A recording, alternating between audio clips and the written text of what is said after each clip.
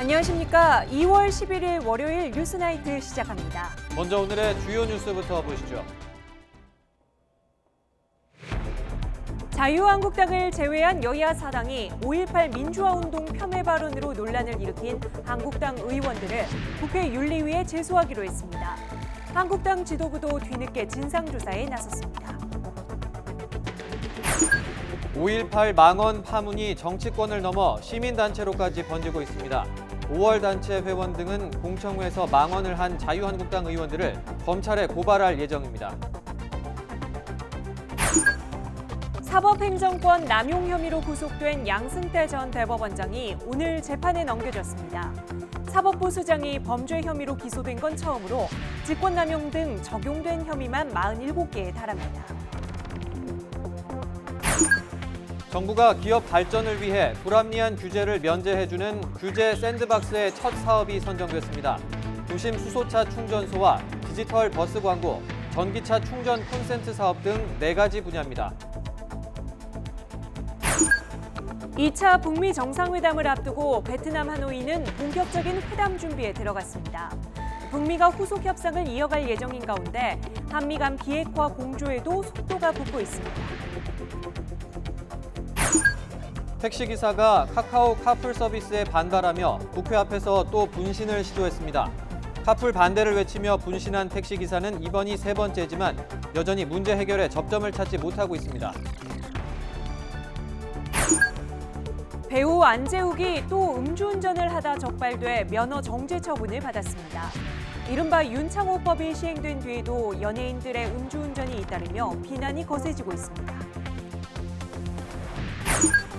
서울특별시가 남북이 공동으로 개최를 추진하는 2032년 하계올림픽의 유치 후보도시로 확정됐습니다. 서울시는 북측의 후보도시로 결정된 평양과 공동으로 올림픽 유치에 도전합니다. 2월 여의도 정치권이 5월 광주 민주화운동 이슈로 들썩이고 있습니다. 5.18 북한군 개입설을 주장하고 유공자를 괴물로 비하한 자유한국당 공청회 파문 때문입니다. 한국당을 제외한 여야 사당은 문제 발언을 한 의원들의 제명을 추진하고 명예훼손 혐의를 물어서 고소 고발에도 들어가기로 했습니다. 먼저 최기성 기자의 보도입니다. 5.18 모독 자유한국당 사죄하라! 사죄하라! 사죄하라! 사죄하라! 더불어민주당은 의원총회를 열어 5.18 민주화운동을 폄훼한 자유한국당 의원들을 강도 높게 비판했습니다. 민주주의 역사를 모독하는 역사 쿠데타를 저질렀다며 규탄 결의문을 발표했습니다. 미국 방문길에 오른 이해찬 대표 역시 한국당의 사과와 해당 의원들의 출당을 공식 요구했습니다. 우리 국민과 역사로부터 자유한국당이 준엄한 심판을 받게 될 것임을 경고합니다. 바른미래당 손학규 대표도 한국 보수 세력의 위치를 그대로 보여주는 일이라고 질타했습니다. 5.18을 욕되게 하는 것은 있을 수가 없는 일입니다. 자유한국당은 적당한 변명 속에 이를 그대로 넘기려고 해서는 절대 안 됩니다. 한국당을 제외한 여야 사당은 김진태, 이종명, 김순례 의원을 국회 윤리위에 제소하고 제명을 추진하기로 뜻을 모았습니다. 이와 별도로 새 의원에 대한 고소고발 움직임도 이어졌습니다. 최경환 의원하고 민주당의 서른 의원이 같이서 오는 목요일 당사자로서 피해 당사자로서 또 그리고 5.18 유공자로서 직접 형사 고소를 하겠다고 하는 입장을 밝혔습니다. 하지만 이들 새 의원에 대한 제명 가능성은 희박합니다. 국회 윤리특위위원장이 한국당 소속 의원인데다 재판 청탁 의혹을 받는 민주당 서영교 의원과 부동산 투기 논란에 휩싸인 무소속 손혜원 의원 등의 징계안 논의도 얽혀있기 때문입니다. 여기에 제명안이 윤리위를 거쳐 국회 본회의로 넘어가더라도 찬성 인원이 제적의원 3분의 2인 199석 이상을 채워야 통과됩니다.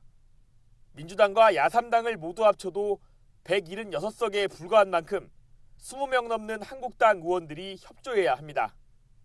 현역 의원에 대한 제명이 이뤄진 건 지난 1979년 김영삼 당시 신민당 총재가 정치 탄압으로 의원직을 박탈당한 게 헌정사상 유일합니다. 의원직 제명까지 험로가 예상되는데 일단 공조에 나선 여야 사당은 공동 규탄 대회를 여는 등 자유한국당에 대한 압박에 나설 계획입니다.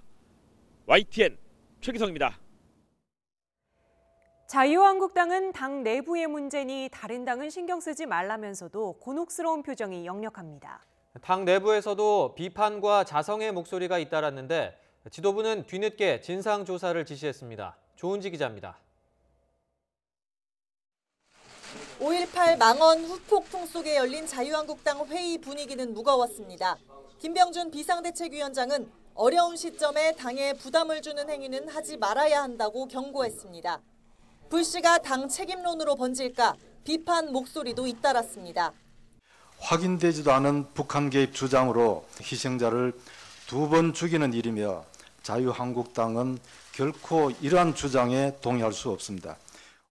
김병준 위원장은 오후 늦게 문제의 5.18 대국민 공청회가 어떤 경위로 열렸고 어떤 말이 오갔는지 또 당 지도부가 관련 내용을 사전에 알았는지 등 행사 전반에 대해 진상 파악을 지시했습니다. 다만 외부에서 요구하는 해당 의원들의 징계에 대해서는 당내 문제라고 선을 그었습니다.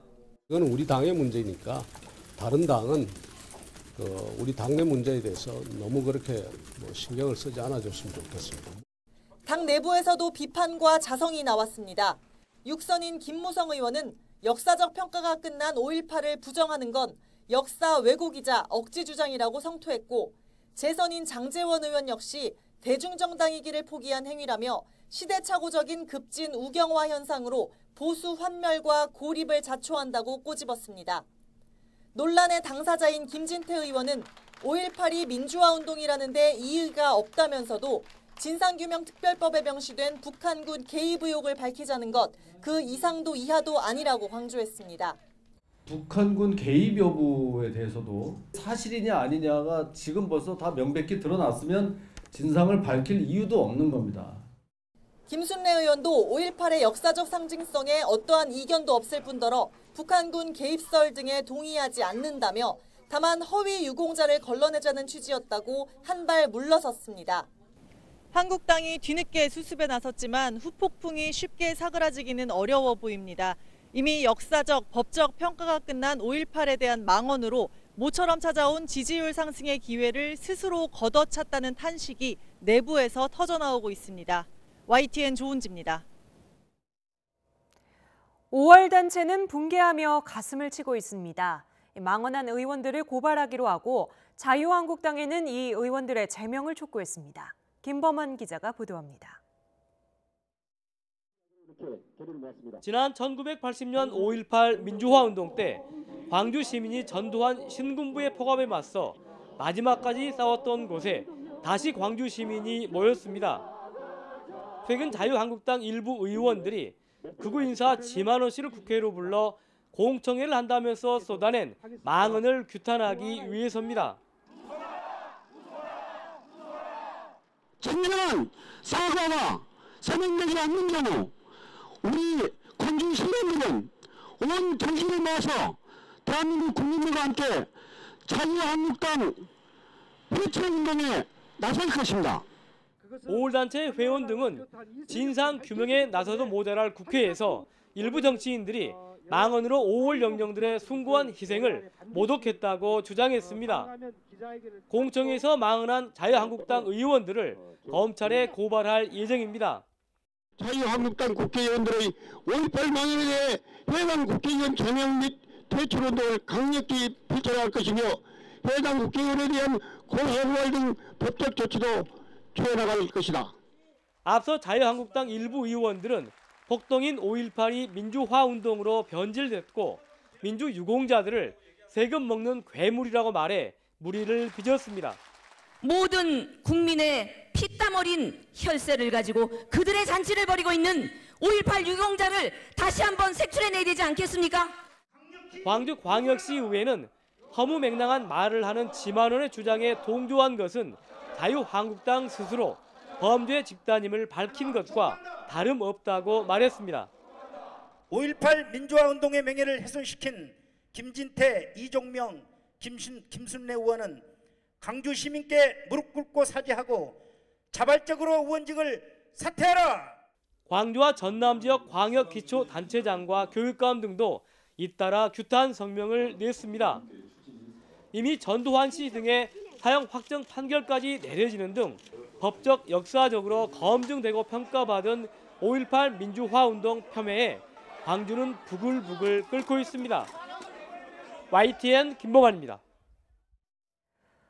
이보다 앞서 자유한국당은 지만원 씨 논란 속에 5.18 진상조사위원 후보 3명을 가까스로 추천했는데 청와대가 오늘 이 가운데 2명이 법적 자격을 갖추지 못했다며 재추천을 요구했습니다. 자유한국당 의원들의 5.18 망언에 대해서도 단호하게 비판했습니다. 김도원 기자입니다. 부적격 논란이 일었던 자유한국당 추천 5.18 진상규명조사위원에 대해 청와대가 재추천을 요구했습니다. 문제가 된 위원은 권태호 전 한미연합사 특수작전처장과 이동욱 전 월간조선 기자입니다. 5.18 진상규명특별법은 진상조사위원이 법률가나 역사고증, 법의학, 인권 분야 등의 전문가로서 5년 이상의 경력을 갖춰야 한다고 규정하고 있습니다. 두 사람은 어떤 경우에도 해당되지 않는다고 청와대는 밝혔습니다. 진상규명조사위원회는 5.18 민주화운동 진상규명을 위한 특별법에 의거하여 구성되어야 하며 국회에서 합의된 입법 취지와 오랜 세월 동안 이루어진 국민적 합의 정신에 기초하여 구성되어야 합니다. 자유한국당이 추천한 또 다른 후보인 차기환 변호사도 5.18 북한군 개입설을 퍼나르는 등 위원으로 부적합하다는 지적이 있었지만 법적 자격은 갖췄다는 판단에 따라 재추천 요구 대상에서는 빠졌습니다. 청와대는 일부 자유한국당 의원들이 광주 민주화운동에 대해 도를 넘는 발언을 하고 있는 것에 대해서도 강하게 비판했습니다. 광주 민주화운동을 유혈 진압한 헌정질서 파괴자들이 이미 법적 심판을 받았다며 5.18에 대한 역사적, 법적 판단은 끝났다고 강조했습니다. 결국 5.18 진상규명특별법 시행 5달이 됐지만 조사위원회조차 꾸리지 못하는 상황이 이어지게 됐습니다. 청와대는 재추천 요구가 국민적 합의에도 일치되는 것으로 생각한다며 자유한국당의 조속한 재추천을 촉구했습니다. YTN 김도원입니다.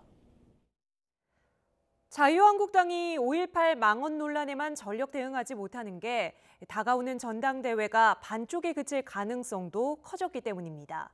내일 후보자 등록을 앞두고 홍준표 전 대표는 불출마를 선언했고 황교안, 김진태 2명을 제외한 나머지 주자들은 보이콧 의사를 접지 않고 있는데요. 다만 오세훈 전 서울시장이 막판 고심 중인 것으로 알려졌습니다. 김주영 기자가 보도합니다.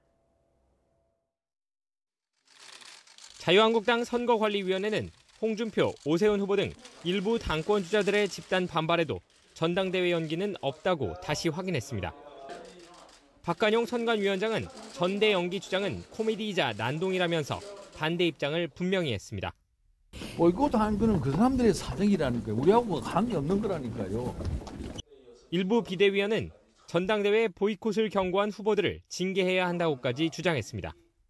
만에 하나 보이콧을 한다 하면 아마 비대위원장께서는 큰 결단을 하셔야 될 거라고 저는 생각을 합니다.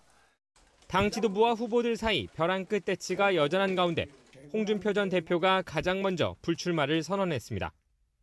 끝까지 함께하지 못해 유감이라면서도 황교안 전 총리를 겨냥해 탄핵 뒤치다꺼리 정당으로 계속 머문다면 이 당의 미래는 없다고 경고했습니다.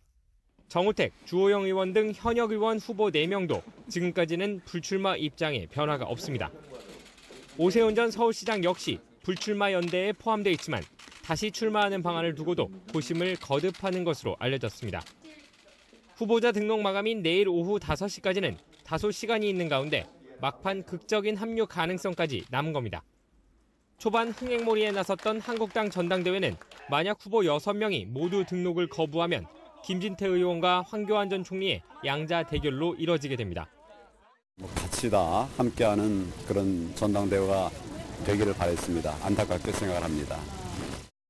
반쪽짜리 전당대회가 현실화할 경우 선의의 경쟁으로 당 지지율을 끌어올리겠다는 한국당 지도부의 구상은 일단 실현되기 어려울 것이란 전망이 높습니다. 후보 등록 마감 직전까지 최대한 당권 주자들을 설득해보겠다는 김병준 비상대책위원장의 약속이 얼마나 성과를 이룰 수 있을지 주목됩니다. YTN 김주영입니다. 사법농단 의혹과 관련해 구속된 양승태 전 대법원장을 검찰이 오늘 재판에 넘겼습니다. 전 현직을 통틀어서 사법부의 수장이 범죄 혐의로 기소되기는 이번이 처음인데요. 구체적 혐의 사실이 47개에 공소장 분량은 A4 용지로 300쪽에 이릅니다. 먼저 강희경 기자의 보도입니다. 사법농단 의혹을 수사해온 서울중앙지검 수사팀이 양승태 전 대법원장을 구속 기소했습니다. 직권남용과 공무상 비밀누설, 허위공문서 작성, 직무유기, 국고손실 등의 혐의입니다. 양승태 전 대법원장을 일제강제징용 손해배상 사건 재판 개입, 법관 인사불이익 조치, 법관 비위 은폐 등 사건과 관련하여 구속 기소하고 검찰이 적용한 범죄 사실은 47가지에 이릅니다. 상고법원 도입 등을 위해 일제강제징용 손해배상 소송 등의 재판에 개입하고 이 과정에서 판사들에게 의무에 없는 일을 지시한 혐의가 대표적입니다. 강제징용 소송 관련 범죄 사실은 모두 8가지로 옛 통합진보당 행정소송 재판 개입 혐의와 함께 가장 많은 부분을 차지했습니다. 검찰은 이와 함께 헌법재판소 내부 기밀 수집과 블랙리스트 등 판사들에 대한 부당 인사를 주요 범죄 사실로 꼽았습니다. 이 밖에도 판사 비리 사건을 은폐하려고 시도하고 공보관실 운영비를 불법적으로 사용한 혐의 등이 포함됐습니다. 검찰은 양 전 대법원장과 범행을 공모한 박병대 고영한 전 대법관 역시 재판에 넘겼습니다. 박 전 대법관은 재판 개입 외에도 고교 후배의 청탁으로 재판 정보를 무단으로 열람한 혐의 등 33가지의 범죄 사실이, 고 전 대법관은 부산 고등법원 판사의 비위를 무마한 혐의 등 17가지의 범죄 사실이 적용됐습니다. 또 판사 블랙리스트 작성에 개입한 혐의로 임종원 전 법원행정처 차장을 추가 기소했습니다. 검찰은 이번 달 안에 사법농단 의혹에 연루된 전현직 판사들 역시 재판에 넘길 예정입니다. 박근혜 청와대 인사들과 전현직 국회의원들에 대한 법리 검토도 계속해 나갈 방침입니다. 검찰은 헌정사상 첫 전직 사법부 수장 기소를 위해 마지막까지 공소장 법리 검토에 신중을 기했습니다. 이로써 8개월에 걸친 사법농단 의혹 수사는 사실상 일단락됐습니다. YTN 강희경입니다. 헌정사상 처음으로 전직 사법부 수장이 피고인으로 법정에 서는 사건을 어느 재판부가 맡게 될지도 관심입니다. 사법부 신뢰가 추락한 상황에서 재판부 배당을 놓고 논란이 일 수 있어서 법원이 고심하고 있습니다. 이어서 신지원 기자의 보도입니다. 양승태 전 대법원장의 1심 사건이 배당될 수 있는 형사합의재판부는 서울중앙지방법원에 모두 16곳입니다. 하지만 양승태 사법부와 인연이 없는 판사를 찾기가 쉽지 않아 실제 선택지는 매우 좁습니다. 형사합의부 재판장 가운데 3분의 1 정도가 사법농단 의혹과 관련해 검찰 조사를 받았기 때문입니다.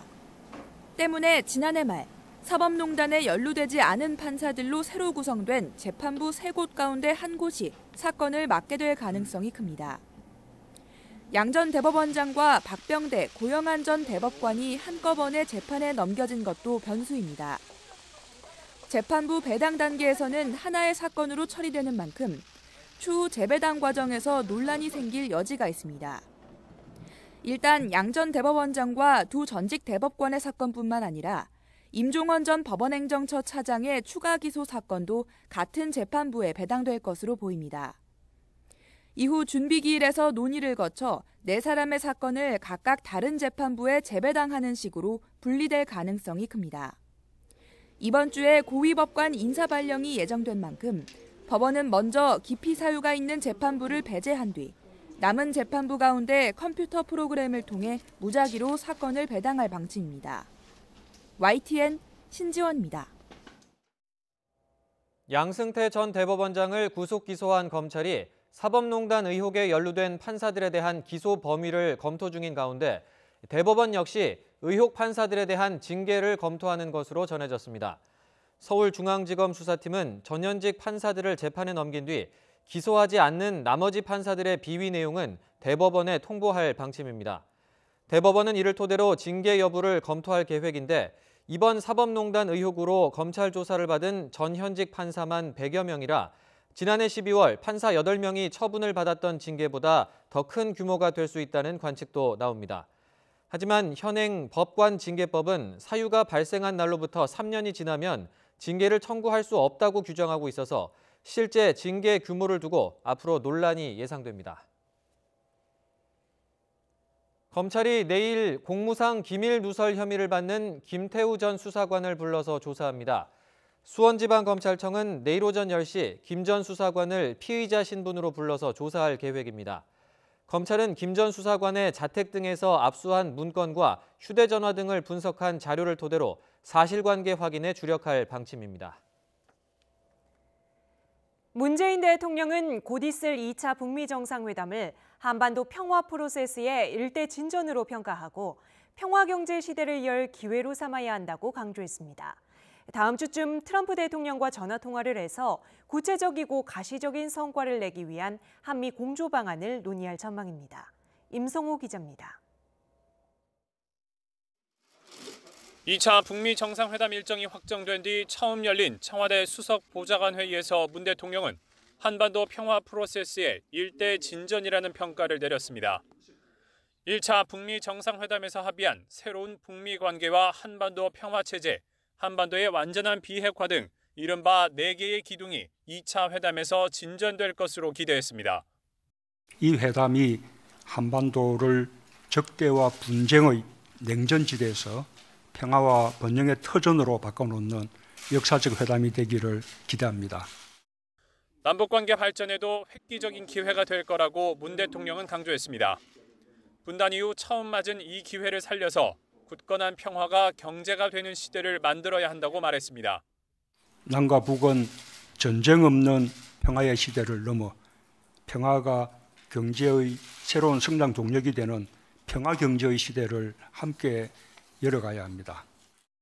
문 대통령은 국민과 정치권의 지지를 요청하면서 우리가 당사자라는 점을 내세웠습니다. 적대의 시대를 바라는 세력도 있지만 남북미 정상은 흔들림 없이 평화의 길을 걷고 있다면서 정부도 차분하게 역할을 다하겠다고 밝혔습니다. 앞서 청와대는 비건 특별대표와 정의용 실장의 면담 직후 이번 하노이 회담에서 스몰 딜이 아닌 커다란 주고받기, 즉 빅딜을 목표로 하는 한미 양국의 비핵화 해법에 차이가 없다고 밝혔습니다. 문 대통령은 미국이 실무 협상 결과를 토대로 하노이 회담에 대한 대응 방향 정리를 마치는 다음 주쯤 트럼프 대통령과 전화 통화를 통해 한미 공조 사항을 논의할 계획입니다. YTN 임성호입니다. 베트남 하노이에서 열리게 된 북미 2차 정상회담을 앞두고 빅딜이냐 스몰딜이냐 말이 많습니다. 완전한 비핵화를 전제로 한 통 큰 거래가 빅딜이라면 스몰딜은 그보다 낮은 단계의 합의로 간주되는데요. 그 의미와 차이점을 강정규 기자가 설명해 드립니다. 북미 대화의 궁극적인 목표는 미국 시민의 안전이다. 지난달 11일 마이크 폼페이오 미 국무장관이 폭스뉴스와의 인터뷰에서 한 말입니다. 작은 거래를 뜻하는 스몰 딜이란 표현은 이때부터 등장하기 시작했습니다.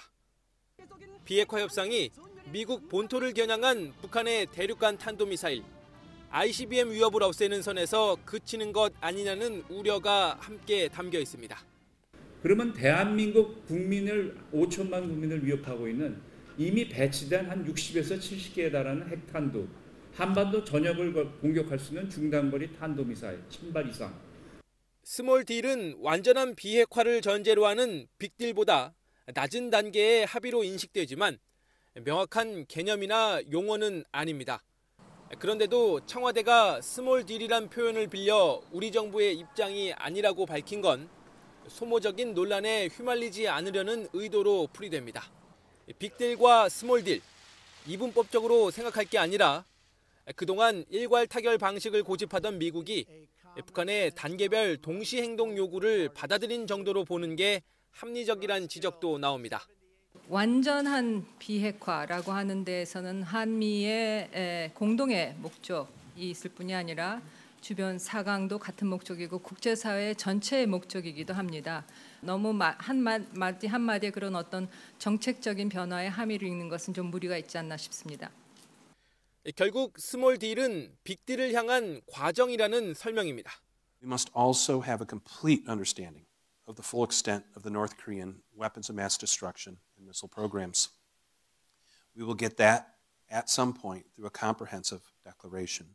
반세기 넘게 적대했던 북한과 미국이 하루아침에 빅딜을 이루는 게 얼마나 어려운지 그동안의 협상 과정에서 확인한 만큼 이번 2차 북미 정상회담에서는 중간 정산 차원의 미들 딜을 구체화하는 게 현실적이라는 목소리가 높아지고 있습니다. YTN 강정규입니다. 북한 김정은 위원장은 베트남을 국빈 자격으로 방문할 가능성이 큽니다. 베트남 주석과 정상회담을 통해 경제 교류를 확대하는 등 적극적인 정상 외교에 나설 것으로 보입니다. 김지선 기자가 보도합니다. 북한 종업원들이 근무하는 베트남 하노이의 북한 식당입니다. 북미 정상회담 소식을 묻자 잘 모른다면서도 기대감을 드러냅니다. 조미 순회상봉 얘기 들으셨어요? 예, 들었는데 잘 모르겠습니다. 오시면 얼마나 좋겠습니까? 우리 식당 이름을 차라해서 어떻게 모시겠습니까? 우리도 모시고 싶습니다. 정상들의 해외 순방에서 빠지지 않는 교민들과의 만남 대신 김 위원장이 이곳을 찾아 종업원들을 격려할 경우 정상국가 지도자 이미지를 부각할 수 있습니다. 북한 최고 지도자로서 54년 만에 베트남을 찾는 만큼 김정은 위원장은 국빈 자격으로 방문할 것으로 보입니다.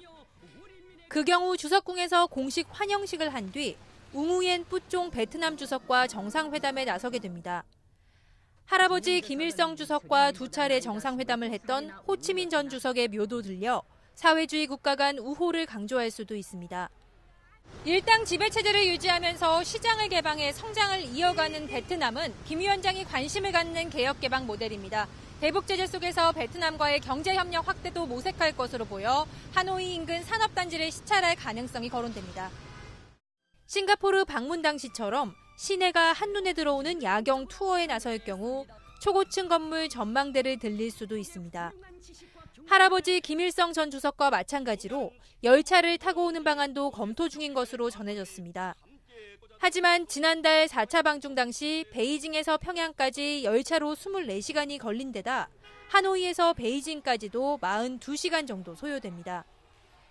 이 때문에 트럼프 대통령과의 2차談判을 앞두고 지나친 강행군은 피하려 할 것이라는 관측도 나옵니다. 베트남 하노이에서 YTN 김지선입니다. 이런 관측에 더욱 힘을 실어주듯 베트남의 판빈민 부총리 겸 외교장관이 내일 북한을 방문합니다. 베트남 외교부는 트위터를 통해 민 장관이 북한 리용호 외무상의 초청으로 12일부터 14일까지 평양을 방문할 계획이라고 밝혔습니다.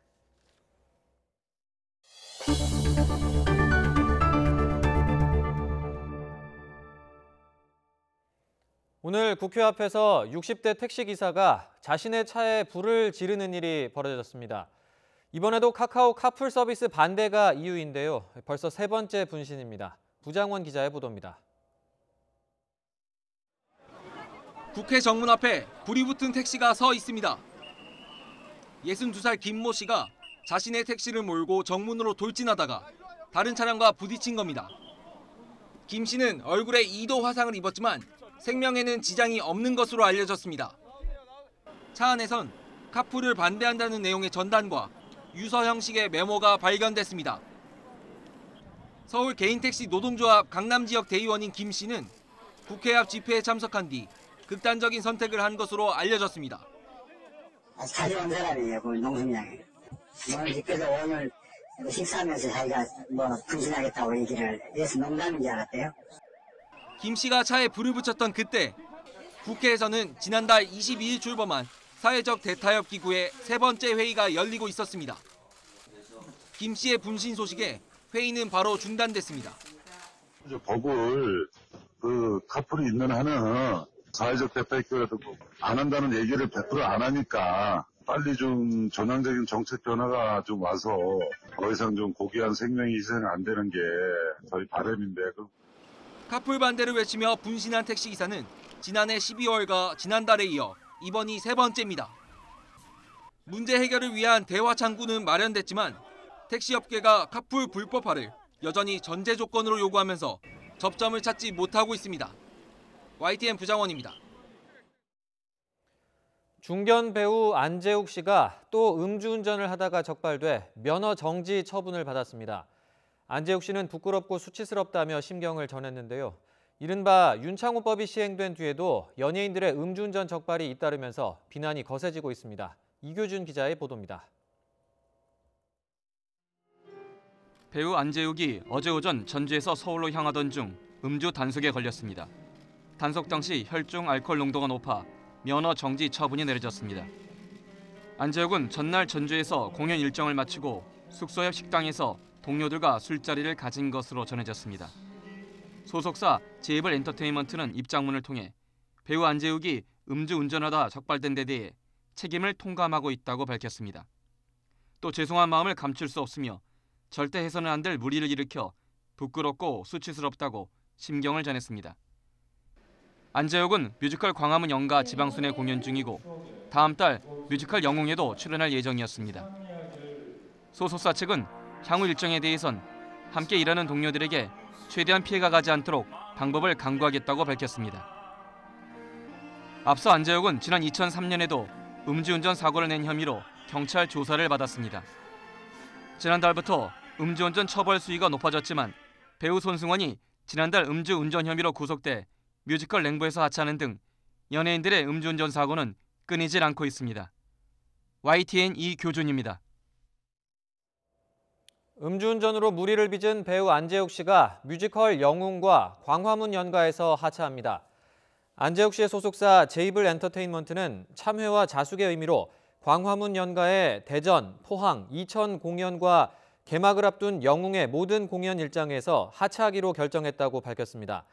다만 오는 16일과 17일로 예정된 광화문 연가 부산 공연은 며칠 남지 않은 상황에서 하차할 경우 큰 혼란을 끼칠 것이라는 판단에 속죄의 마음으로 관객 앞에 서기로 했다고 전했습니다. 같은 마을 할머니 5명이 탄 승용차가 가로수를 들이받아 2명이 숨지고 3명이 다쳤습니다. 오늘 오전 9시쯤 전남 구례군 용방면 왕복 2차로 도로에서 74살 강모 할머니가 몰던 경차가 중앙선을 넘어 맞은편에 가로수를 들이받았습니다. 이 사고로 뒷자리에 타고 있던 76살 김모 할머니 등 2명이 숨지고 운전자 강 할머니 등 3명이 다쳤습니다. 김 할머니 등은 구례 지역 사찰에 가다가 사고가 난 것으로 조사됐습니다. 강릉의 한 강아지 분양 가게에서 손님이 분양받은 지 하루도 채 안 된 강아지를 데려와서 내던졌습니다. 강아지가 분변을 먹는다면서 환불을 요구했지만 이를 거절했다는 게 이유였는데요. 내던져진 생후 3개월의 강아지는 결국 이튿날 숨이 끊어졌습니다. 송세혁 기자가 취재했습니다. 지난 9일 오후 강원도 강릉의 한 강아지 분양가게. 한 여성이 가방에서 강아지를 꺼내 가게 주인 오모 씨를 향해 던집니다. 7시간 전 이 가게에서 50만 원에 분양받은 생후 3개월 된 몰티즈입니다. 여성은 강아지가 분변을 먹는다며 환불을 요구했습니다. 이에 오 씨는 환불 사유에 해당하지 않지만 일시적인 현상일 수 있는 만큼 며칠 지켜보자고 답했습니다. 하지만 말다툼이 계속됐고 흥분을 참지 못한 듯 여성이 강아지를 내던진 겁니다. 환불해주고 안 하고 이런 문제가 아니라 그거는 사람이 할 짓은 아니잖아요. 그렇게 어이가 없어서 저도 좀 놀랐어요, 사실은. 오 씨의 가슴에 부딪힌 뒤 바닥에 떨어진 몰티즈는 결국 이튿날 새벽에 죽었습니다. 원인은 뇌충격으로 인한 뇌출혈로 추정됩니다. 밥도 잘 먹고 해서 일단은 저희가 집에 데려갔는데 그날 한 10시 이후부터 애가 이제 뇌 쪽에 문제가 생긴 것 같아요. 일단 구토 증상이 있었고 마비 증상이 있었고.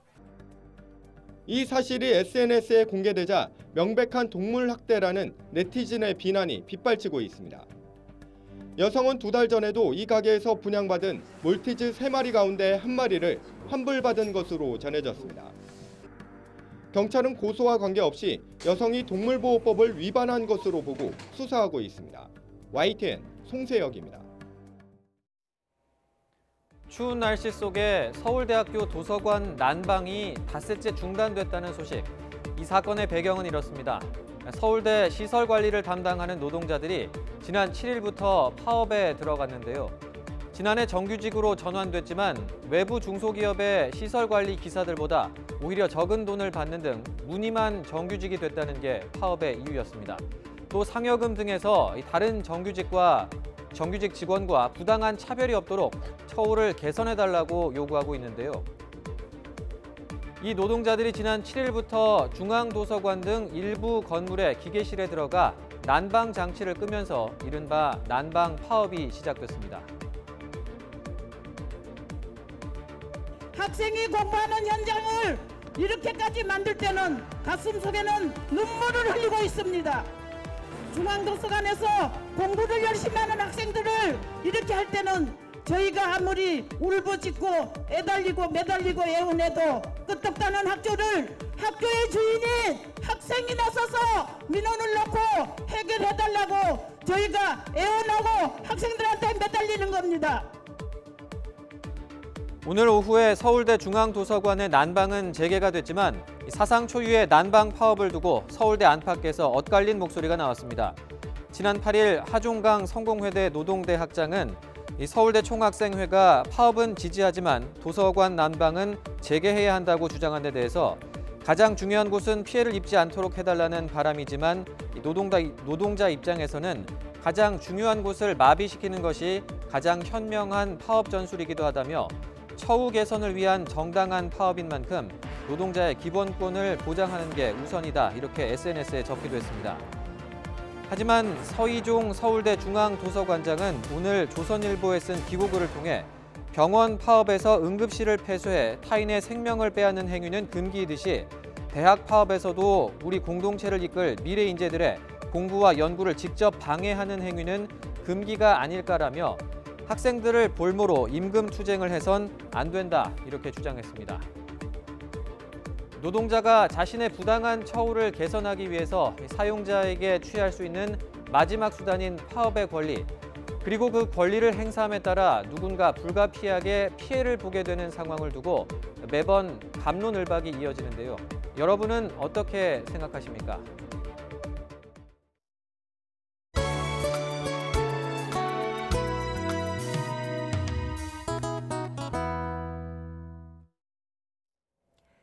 기업이 제품이나 기술을 출시하는 데 걸림돌이 되는 불합리한 규제를 없애줍니다. 기업으로서는 마치 어린이들이 뛰노는 모래놀이터 같은 환경이라서 규제 샌드박스라고 부르는데요.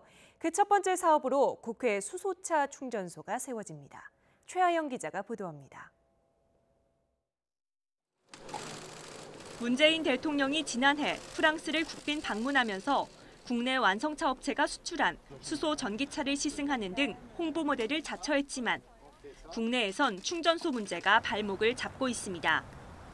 현행법으로는 상업지역이나 주거지역에 설치가 불가능하고 도시계획시설로 지정된 경우에만 가능하기 때문입니다.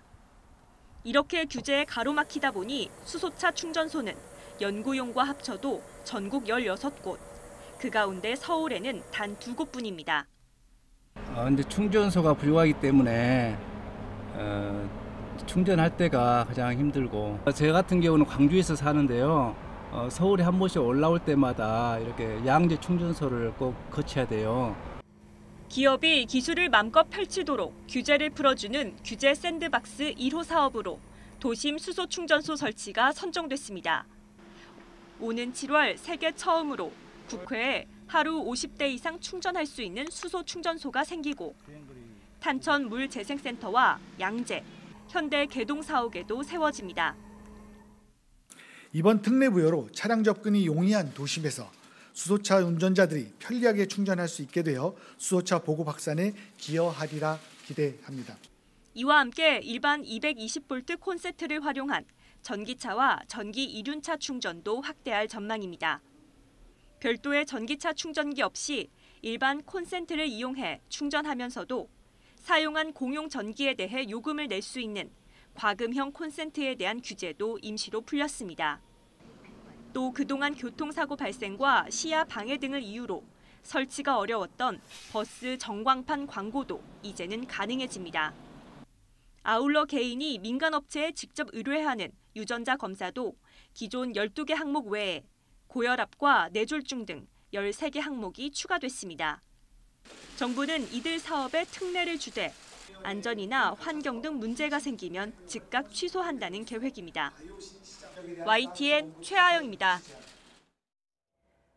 문재인 대통령이 태안화력발전소에서 사고로 숨진 비정규직 노동자 고 김용균 씨의 어머니 등 유족을 이르면 이번 주에 만날 것으로 보입니다. 청와대 관계자는 김용균 씨 유족에게서 면담 요청을 받아 일정을 조율하고 있다고 밝혔습니다. 청와대는 가급적 이번 주 안에 유족들을 만나는 방안을 추진하고 있는 것으로 알려졌습니다. 시민대책위 관계자는 아직 청와대에서 일정을 전달받지 못했다면서 관련 통보를 받는 대로 회의를 열어 면담 일시와 참석자를 확정할 것이라고 말했습니다. 세월호 참사로 희생된 경기도 안산 단원고 학생들의 명예 졸업식이 내일 열립니다. 이번 졸업식은 지난 2014년 4월 16일 제주도로 수학여행을 가던 안산 단원고 2학년 학생 가운데 세월호 침몰로 희생당한 250명을 대상으로 진행됩니다. 단원고 측은 2명의 미수습 학생 문제가 남아있지만 유족 측이 올해 명예 졸업식을 해달라는 뜻을 전해왔다고 밝혔습니다. 정부가 추진 중인 2032년 올림픽 남북 공동 개최 도시로 서울이 정해졌습니다. 보도에 양시창 기자입니다. 2032년 올림픽 남북 공동 개최의 첫 단추가 끼워졌습니다. 서울은 1988년 올림픽 이후 44년 만에 북한의 평양과 함께 올림픽 개최를 추진하게 됐습니다. 대한체육회 올림픽 정식 종목 대의원 투표 결과 34표를 얻어 첫 유치 도전장을 낸 부산을 19표 차로 따돌렸습니다. 서울이 북한으로 왕래가 쉽고 평양의 파트너로 남한의 수도인 서울이 돼야 한다는 상징성이 대의원들의 표심을 자극했습니다. 특별히 평화올림픽이라는 역사적 사명까지 더해져 최종 유치가 절실해진 만큼 이미 올림픽과 월드컵 등 대형 스포츠 행사를 성공적으로 치른 서울의 경쟁력이 더 큰 것으로 인정받았습니다. 대한민국과 또 한반도의 명운을 건 그런 이 행사이기 때문에 저희들이 한치의 빈틈도 없이 이 국민적 노력을 함께 기울여서 반드시 2032년 하계올림픽을 평양, 서울 올림픽으로 성사될 수 있도록 최선을 다하겠다는 말씀을 다시 한번. 2032년 올림픽 유치 성공을 위해 남북 스포츠 교류는 더 활성화될 예정입니다. 당장 내년 도쿄올림픽에서 탁구와 핸드볼, 조정 등 이미 국제대회에서 단일팀을 꾸렸던 종목 외에 체조나 역도 등도 단일팀 구성 논의가 오가고 있습니다. 같이 모여서 훈련을 하게 되면은 좀 이렇게 이득되는 게 많이 있을 거라고 생각하고요. 그리고 또 북한 리세강 선수 같은 경우는 또 리우 올림픽에 또 금메달도 딴 선수고, 또 강의나 뭐 멘탈 같은 것도 제가 좀 잘 받지 않을까, 그렇게 좋은 쪽으로 좀 생각하고 있습니다. 2032년 올림픽 유치를 준비 중인 나라는 한반도를 포함해 독일과 중국, 호주, 인도, 인도네시아, 싱가포르 등 8개국에 달하는 것으로 알려졌습니다. 올림픽 개최 도시를 확정한 우리나라는 오는 15일 IOC를 방문해 유치 의향서를 제출합니다. 역사적인 올림픽 남북 공동 개최의 본격 경쟁이 시작됐습니다. YTN 양시창입니다. 미국과 중국이 오늘 베이징에서 차관급 무역 협상을 재개했습니다. 목요일부터는 고위급 협상이 예정돼 있는데 협상 시한 안에 합의점을 찾기가 어려워 보입니다. 조수연 기자가 보도합니다. 다음 달 1일로 예정된 협상 시한을 앞두고 미국과 중국의 차관급 무역 협상이 베이징에서 열렸습니다. 제프리 게리시 무역대표부 부대표가 미국 협상단 대표로 나서 중국 측 실무대표단과 통상 현안에 대한 실무 협상을 시작했습니다. 양측은 지난달 말 워싱턴에서 열린 고위급 협상에서 이견을 보인 분야를 중심으로 절충점을 찾는 데 주력한 것으로 전해졌습니다. 특히 중국의 첨단 기술 육성 정책인 중국 제조 2025를 놓고 양측 간의 밀고 당기기가 치열하게 전개된 것으로 알려졌습니다. 차관급 회의에 이어 미중 양국은 오는 14일과 15일 베이징에서 고위급 협상을 이어갈 예정입니다. 双方呢将在不久前华盛顿磋商的基础上，就共同关注的问题进一步深入探讨。我们当然希望和世界人民一样，希望能有一个好的结果。 하지만 이번에 협상이 타결되기는 쉽지 않을 것이란 전망이 나오고 있습니다. 월스트리트 저널도 양측 간의 합의서 초안조차 마련되지 못했다며 비관적인 입장을 피력했습니다. 이번 협상이 난항을 겪는다면 양측이 3월 1일로 끝나는 휴전 시한을 더 연장해 협상을 지속할 가능성이 제기되고 있습니다. 이럴 경우 오는 6월 일본에서 열리는 주요 20개국 정상회의에서 양국 정상이 만나 최종 담판을 할 가능성도 있다는 분석이 일각에서 제기되고 있습니다. YTN 조수연입니다. 미중 차관급 무역 협상이 열리던 오늘 미군 군함 두 척이 영유권 분쟁 지역인 남중국해 해역을 항해했습니다. 이른바 항행의 자유라는 이름의 이번 작전이 중국 압박용이라는 해석이 나옵니다. 베이징 박희천 특파원의 보도입니다. 미국 함정 두 척이 중국이 영유권을 주장하는 남중국해 해역을 항해했습니다. 작전 지역은 남중국해 스프레틀리 제도, 중국명 난사 군도의 판가니망 산호초에서 20여 킬로미터 떨어진 곳. 항해에 나선 구축함 두 척에는 유도 미사일이 탑재됐습니다. 미 해군 7함대 대변인은 국제법에 따라 수로 접근권을 보호하고 중국의 과도한 영유권 주장에 대처하기 위한 작전이었다고 밝혔습니다. 그러면서 미국은 국제법이 허용하는 모든 지역에서 비행과 항해를 할 것이라고 강조했습니다.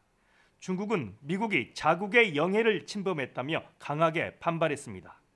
美方军舰的有关行为侵犯中国的主权，破坏有关海域的和平、安全和良好秩序，中方对此表示强烈的不满和坚决的反对。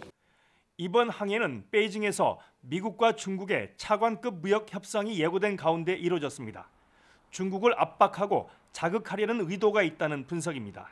앞서 지난달 24일에는 미국 군함 두 척이 올해 들어 처음으로 타이완 해협을 통과하면서 양측 간에 신경전이 벌어지기도 했습니다. 베이징에서 YTN 박기천입니다. 최근 일본 유명 음식점에서 촬영된 동영상이 인터넷에 퍼지면서 파문을 일으키고 있습니다. 일본 하면 신뢰, 청결 이런 단어를 떠올리기도 하는데 꼭 그런 것만은 아닌 것 같습니다. 도쿄에서 황보현 특파원의 보도입니다. 일본의 유명 회전초밥 전문점 주방. 종업원이 횟감으로 쓰는 생선을 자르더니 반을 쓰레기통에 던집니다. 웃음소리가 들리는 가운데 종업원이 쓰레기통에서 생선을 꺼내 다시 도마 위에 올립니다. 최근 SNS에 이 동영상이 퍼지면서 비난이 빗발치자 업체는 곧바로 사죄문을 올렸습니다. 동영상은 아르바이트생이 찍은 것으로 문제의 생선은 음식 재료로 사용되지 않은 것으로 확인됐다고 밝혔습니다. 고객들을 아연실색게 하는 동영상은 이게 다가 아닙니다. 주방 바닥에 얼음을 집어던지고 국자를 하반신에 대보고는 낄낄거리는 종업원들. 일본 유명 덮밥 체인 주방에서 촬영된 화면입니다.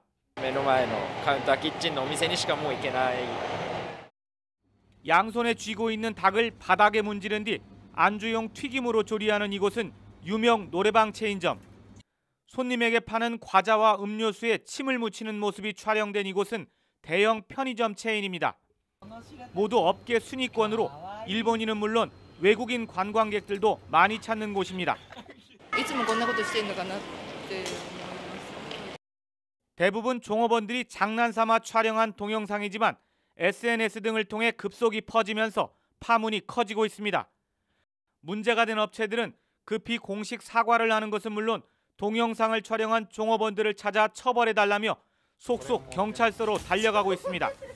도쿄에서 YTN 황보현입니다. 중국 청두에 있는 판다 연구소에서 여자아이 한 명이 3m 아래 판다 사육장에 떨어졌다가 구조됐습니다. 중국 CCTV는 지난 9일 자이언트 판다 청두 연구기지에서 붉은색 옷을 입은 여자아이가 판다 사육 공간으로 떨어졌는데 안전요원이 건넨 손을 붙잡고 간신히 올라왔다고 전했습니다. CCTV는 처음에는 안전요원이 장대로 이 여자아이를 구조하려고 했지만 상황이 위급해지자 본인이 몸을 낮추고 손을 내밀어서 아이를 끌어올렸다고 설명했습니다. CCTV는 다행히 판다들이 공격성이 없어서 아이가 다치지 않았다며 사고 원인에 대해서는 아직 조사 중이라고 밝혔습니다. 그룹 방탄소년단이 한국 가수 최초로 그래미 어워즈의 시상자로 올랐습니다. 방탄소년단은 미국 로스앤젤레스에서 열린 제61회 그래미 어워즈에 베스트 R&B 앨범 부문 시상자로 참석해 미국 여성 싱어송라이터 허에게 트로피를 건넸습니다. 방탄소년단은 시상에 앞서 한국에서 자라면서 이 무대에 서는 날을 꿈꿨다며 꿈을 이루게 해준 팬들에게 감사하다는 말을 전했습니다. 이어 다시 돌아오겠다며 그래미 어워즈를 향한 도전 의지도 보였습니다. 올해는 봄의 전령사인 개나리와 진달래를 예년보다 일찍 볼 수 있을 것으로 보입니다. 앞으로 큰 추위가 없어서 봄꽃 개화가 예년보다 3일에서 5일 정도 빨라진다고 합니다. 정혜윤 기자의 보도입니다. 봄이 왔음을 가장 먼저 알려주는 전령사 개나리와 진달래. 노랗고 붉게 대지를 장식하는 봄꽃을 올해는 예년보다 일찍 볼 수 있겠습니다. 봄꽃 개화에 가장 큰 영향을 주는 앞으로의 기온이 예년보다 다소 높을 것으로 보이기 때문입니다. 꽃샘 추위는 있겠지만 남은 2월과 3월 기온이 대체로 평년과 비슷하거나 높을 것으로 보입니다. 따라서 올해는 개나리 진달래의 개화 시기가 예년보다 3일에서 5일가량 빨라질 것으로 보입니다. 개나리는 다음 달 11일 제주도를 시작으로 대구 3월 15일, 대전과 강릉 3월 22일, 서울은 3월 24일쯤 개화하겠습니다. 분홍빛 화려한 자태를 뽐내는 진달래는 개나리보다 조금 늦은 다음 달 15일 제주도에서부터 모습을 드러내겠습니다. 이후 대구 3월 22일, 강릉 3월 24일, 서울에서는 3월 26일쯤 꽃망울을 터뜨릴 것으로 보입니다. 개나리와 진달래는 개화 후 일주일쯤 뒤에 만개해 절정을 이루는데 서울에서는 3월 하순에서 4월 초쯤 가장 화려한 봄꽃의 향연을 즐길 수 있을 전망입니다. YTN 정혜윤입니다. 네, 뉴스나이트가 전해드리는 생활의 팁 알아요 시간입니다. 네, 최대 30%를 할인해주는 시외버스 정기권과 정액권이 올해 상반기에 출시됩니다. 먼 거리로 출퇴근을 하거나 등용하는 분들 교통비 부담이 줄어들 것으로 보이는데요. 정기권은 통근이나 통학이 가능한 100km 미만의 단거리를 일정 기간 완복으로 이용할 수 있는 형태고요. 정액권은 일정 금액을 내고 모든 버스를 자유롭게 이용할 수 있는 형태가 될 것이라고 합니다. 네, 승용차 마일리지라고 들어보셨는지요? 서울시가 미세먼지와 온실가스를 줄이기 위해서 자동차 주행거리를 감축하기 위해 마련한 프로그램인데요. 연간 단축하는 주행거리에 따라서 받은 포인트로 자동차세를 내거나 문화상품권으로 교환을 해준다고 합니다. 서울시 승용차 마일리지 홈페이지에서 가입을 하거나 동주민센터에서도 신청할 수 있다고 합니다. 관심 있는 분들 문의해보시는 게 좋을 것 같네요. 택시업계가 자체적으로 만든 택시 호출 서비스 앱 T1 택시가 내일 출시됩니다. T1 택시는 승객의 목적지를 선택하면 가장 가까운 택시를 우선적으로 배치하는 시스템인데요. 일단 열흘 동안 지역별로 시범 서비스를 한 뒤 22일 이후 정식 서비스가 시작될 예정입니다. 명태가 근육량을 늘려주는 데 도움이 된다는 사실 알고 계셨는지요? 한국원양산업협회가 일본 연구 보고서를 인용해서 발표한 내용인데요. 실험 대상자들이 명태를 먹었더니 근육량의 증가가 달걀보다도 높았다고 합니다. 근육을 만들기 위해 고단백 저지방 생선 명태 드시면 좋을 것 같네요. 네, 가정 형편이 어려운 병역 의무자가 군 모집병에 지원을 하면 가산점을 준다고 합니다. 기초생활보장수급자 또 소득 차상위 계층, 한부모 가족과 같은 경제약자가 대상으로 6회 공군에 지원을 하면 가산점 4점을 받게 됩니다. 신청은 병무청 인터넷 홈페이지 또 경제적 약자 지원 대상 여부 확인해서 하실 수 있습니다. 네, 김수환 추기경이 선종한 지 올해로 벌써 10년이 됩니다. 한국조폐공사가 김수환 추기경 선종 10주기 기념 메달을 내놨습니다. 앞면에는 추기경의 초상이, 뒷면에는 김추기경이 직접 그린 자신의 자화상이 담겨 있습니다. 세 가지 종류로요, 16,000개 한정으로 제작이 됐는데요. 22일까지 조폐공사 온라인 쇼핑몰이나 농협이나 우체국, 전국 지점 등에서 선착순 예약 판매한다고 합니다. 지금까지 알아요였습니다. 맛있게 먹고 시원하게 비우고 비결은요? 역시 메이킨이죠. 변비, 복부팽만, 식욕부진 한 번에 싹 메이킨. 시원하게 변비 끝! 유쾌, 상쾌, 통쾌! 변비 메이킨. 1588 39,000원부터 배칠수의 39,000 꽃배달 39,000 39,000 배치수의 꼭 배달. KT5G가 대한민국을 바꿔갑니다. 5G가 미세먼지 농도를 실시간으로 파악해 도시의 공기를 깨끗하게 합니다. 교통 상황을 분석하고 도로와 자동차를 연결해 교통 문제도 해결하죠. 그리고 스카이십으로 도시의 안전까지 지킵니다. 세상 모든 새로움의 시작, KT5G.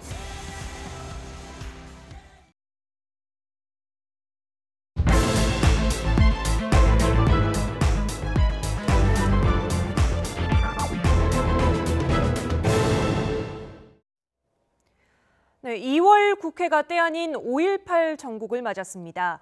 일부 자유한국당 의원들의 왜곡 발언과 망언 후폭풍이 거센데요. 한국당을 제외한 여야 4당이 문제 의원들을 국회 윤리위에 공동 제소하기로 하며 본격적인 퇴출운동에 나섰습니다. 오늘 나이트 포커스 이종근 시사평론가, 최진 대통령 리더십 연구원장과 함께합니다. 두 분 안녕하세요. 네, 안녕하십니까. 네, 문제의 발언들이 지난 금요일 다른 곳도 아니고 국회에서 나왔습니다. 내용을 접한 여의도가 그야말로 휴일 내내 들끓었죠. 지금까지 진행 상황을 먼저 영상으로 정리해봤습니다.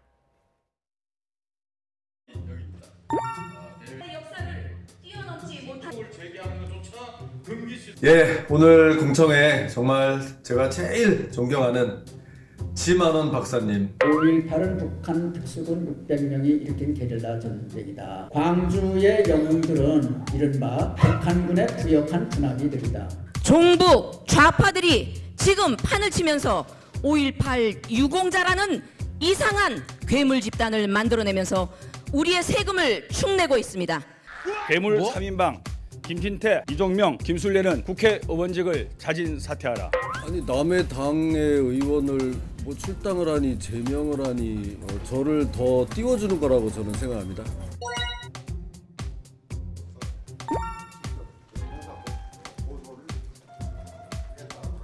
새 의원에 대한 윤리 제소를 사당이 함께 제소를 하고 민주주의에 대한 폭거 행위에 해당하기 때문에 가장 강력한 제명을 북한군 개입 여부에 대해서도 거기에 대해서는 어떤 입장이 없습니다. 그게 사실이냐 아니냐가 지금 벌써 다 명백히 드러났으면 진상을 밝힐 이유도 없는 겁니다. 네, 김진태, 이종명 의원이 주최하고 극우 인사인 지만원 씨가 초청 인사로 참석을 했습니다. 일단 면면들만 봐도 어느 정도 성격의 행사였을지 짐작은 되는데 실제로 나온 발언들 보니까 어떠시던가요? 저는 저게 이제 단순히 어떤 실언이나 만응이라고는 보지 않습니다. 저는 네. 상당히 작심 발언이라고 봅니다. 네. 지금 보면 그 뒤 공청회를 할 때 행사 제목 자체가 주제 자체가 북한군 개입 여부를 중심으로 이렇게 했거든요. 그리고 지만원 예. 박사 발표자를 500만 야전군 의장 뭐 이런 표현을 했는데 그래서 저는 그렇다면 왜 저런 발언을 3명의 현역 의원이 작심하고 발언을 했나? 저는 고도의 나름대로 이제 그 계산이 있다고 보는데 네. 일각에서는 그게 친박 강경파의 어떤 친이 쿠데타의 그런 의도가 있지 않느냐라고 이제 그런 표현도 하는데요. 네. 무슨 말이냐면 우선 5.18을 건드리고 때릴 경우에 가장 먼저 이제 반응을 일으키는 광주 아니겠습니까? 호남. 예. 호남을 오히려 자극해서 영남, TK 쪽에 민심을 오히려 자극하는 그런 나름대로 된 심리적 계산이 있지 않나라는 거고 네.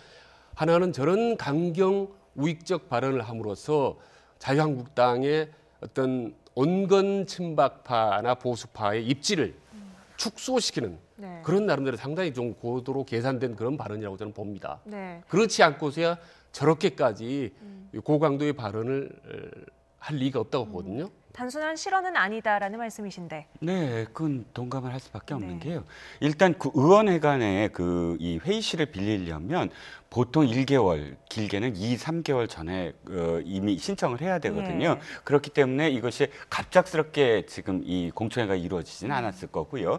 두 번째는 지만원 씨가 이런 주장을 사실 뭐 1, 2개월 내에 한 것이 아닙니다. 10년 넘게 네. 해왔고. 이미 뭐 조사위원 선발 과정에서 한 차례 논란이 됐었잖아요. 네, 그렇습니다. 그리고 사실 이명박 대통령이나 혹은 박근혜 대통령한테도 거의 이 욕에 가까운 그런 네네. 비난을 퍼부었던 게 자신의 주장을 받아들이지 않았다라는 이유로 10년 전부터 이렇게 계속 해왔거든요. 네. 저는 교수님 말씀처럼 이것이 정치인들에게 어떤 의미가 있느냐 상당 부분 동감을 하는 것이 네. 일단 김지태 의원 같은 경우는 자신이 지금 한 당권의 후보가 되지 않았습니까? 네. 그렇다면 자신의 포지셔닝, 자신을 이 지금 자유한국당 내의 당원들의 어디에 포지셔닝 할까? 즉 TK의 표를 얼만큼 얻어낼까에 네. 가장 큰 어떤 목적이 있지 않을까. 그래서 네. 지금 이런 주장을 함으로써 역으로 TK나 PK 영남이 뭐 네. 세력을 결집하지 않을까라는 의도가 분명히 안에 포함되어 있다고 봅니다. 네. 자유한국당을 제외한 나머지 여야 사당은 이 문제에 있어서만큼은 똘똘 뭉쳤습니다. 월요일 오전에 바로 사당이 회동을 했는데 어떤 결과가 나왔는지 듣고 오시죠. 자유한국당 의원들의 5.18에 대한 범죄적 망동은 이건 역사를 부정하는 것이고 우리 민주주의를 세워온 국민들에 대한 도전이다 이렇게 저희들은 성격 부정을 했습니다. 그래서 이 문제를 사당에서 공동으로 협력해서 그 3명 의원들에 대한 강력한 어떤 조치를 취하고 다시는 이런 일이 발생하지 않도록 힘을 모아 나간다는 데에 대해서 의견을 함께 했습니다. 그 윤리의 제소는 내일중으로 제소를 하기로 했고 우리 사당 원내수석 부대표들이 공동으로 이렇게 하기로 했습니다. 윤리제소는 단순히 국회의원의 품위를 손상하거나 하는 주상적인 이야기가 아니라 민주주의에 대한 폭거 행위에 해당하기 때문에 가장 강력한 제명을 관철시키기 위한 윤리 제소의 뜻을 모으고 있다라는 것을 말씀드립니다. 네, 국회 윤리위 제소하려면 국회의원 20명의 동의가 있어야 된다고 하니까 뭐 여기까지는 가능할 것 같고 제명은 어떻습니까?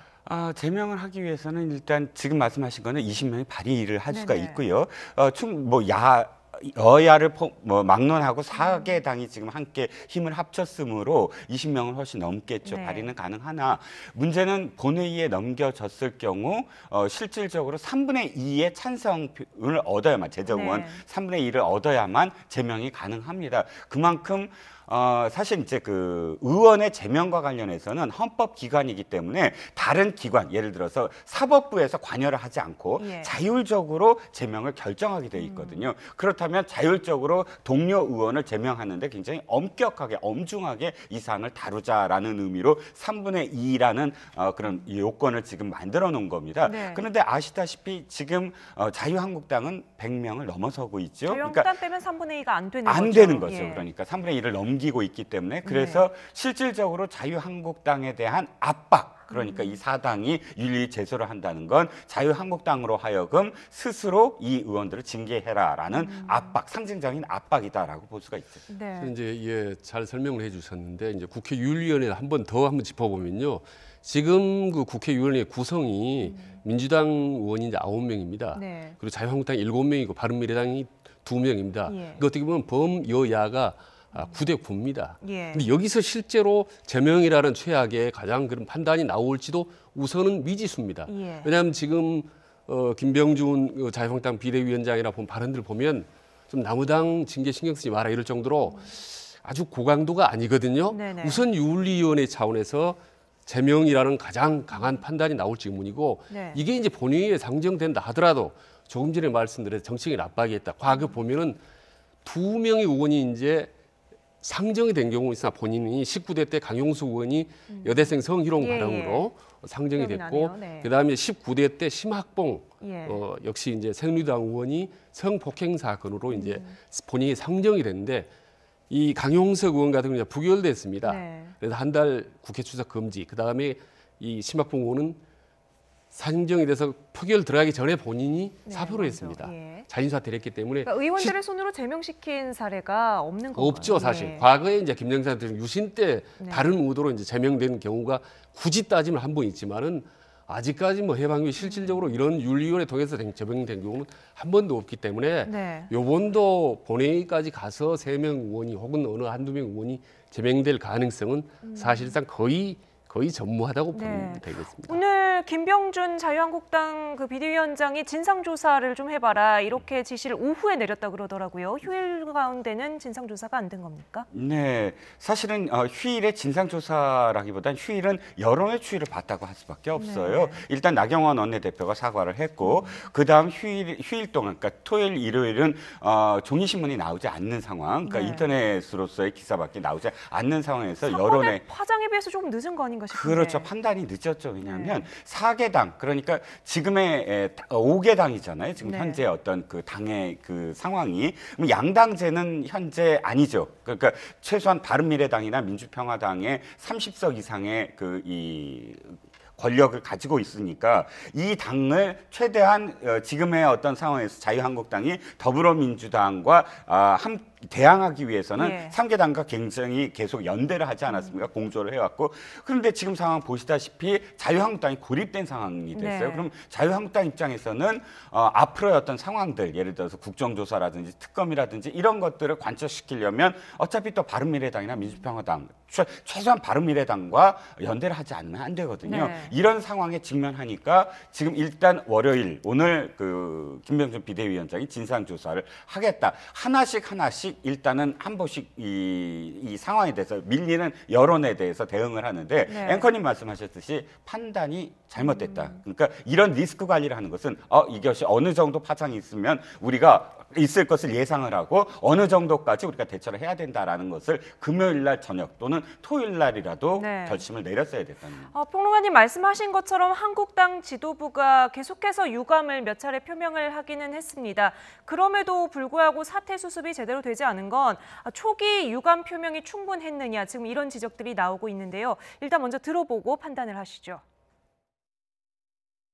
어제 원내대표께서 다양한 해석이 가능할 수 있다 이렇게 말씀하신 데 대해서 김병준 원내대표가 말한 걸 보시면 그렇다면 다양한 해석이 5.18 핵동이고 북한군이 개입한 수혜였다는 것을 인정하겠다는 것이 분명하게 발표한다. 제가 분명히 저의 말씀을 드렸고요.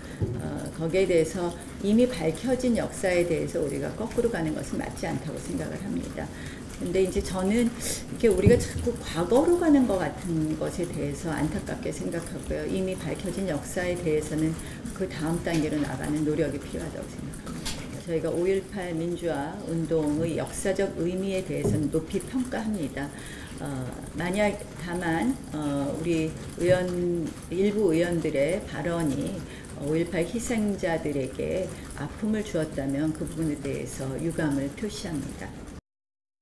만약 3.1운동을 그렇게 부인하고 역사적 사실에 대해서 다양한 해석이 존재한다, 이렇게 얘기할 수 있겠습니까? 어떠한 경우에도 이것은 철저히 처벌해야 된다는 것을 거듭 요구합니다. 네, 역사적 사실에 대한 다양한 해석, 정확히 어떤 맥락에서 나경원 원내대표 그런 이야기를 했던 걸까요? 지금 조금 전에 화면에 나왔지만 나경원 대표를 발언을 보면 상당히 좀 좋게 말하면 부드럽습니다. 지금 보면은 좀 유감이다, 안타깝다, 지극히 이제 외교적인 발언이거든요. 근데 지금 야당 반발하고 뭐 단체 하는 게도 온 지금 나라가 터들썩한 것에 비하면은 나경원 발언은 상당히 좀 미온적인으로 생각될 수 있다. 그리고 과거에 보면 자기 당 의원의 문제에 대해서 자기 당 지도부가 조사할 때는요, 대부분 좀 흐지부지 된 경우가 사실 많습니다. 우리 지금 당 지도부가 저 정도 발언을 했다면 이후에 내부 자체적인 조사가 어떻게 진행될지는 사실은 충분히 짐작할 수 있습니다. 지금 용두사미로 끝날 가능성은 일단 좀 높아 보입니다. 보면은 발언을 보면. 나경원 원내대표뿐만 아니라 김병준 위원장도 계속해서 좀 유감 표시를 하지 않았습니까? 네, 그렇습니다. 오늘도 역시 유감 표명을 했습니다. 그런데 두 가지가 잘못됐죠. 하나는 이제 이 의원들의 어떤 징계에 대해서 이렇게 표현을 했죠. 남의 당에 대해서 신경 쓰지 마라라는 표현. 그것도 저는 좀 부적절하거든요. 왜냐하면 그 의지가 없다는 뜻으로 읽힐 수가 있어요. 네. 지금 당 대표나 혹은 원내대표는 강하게 의지를 표명해야 된다는 것이죠. 네. 무엇이 잘못됐느냐 하는 것은 이겁니다.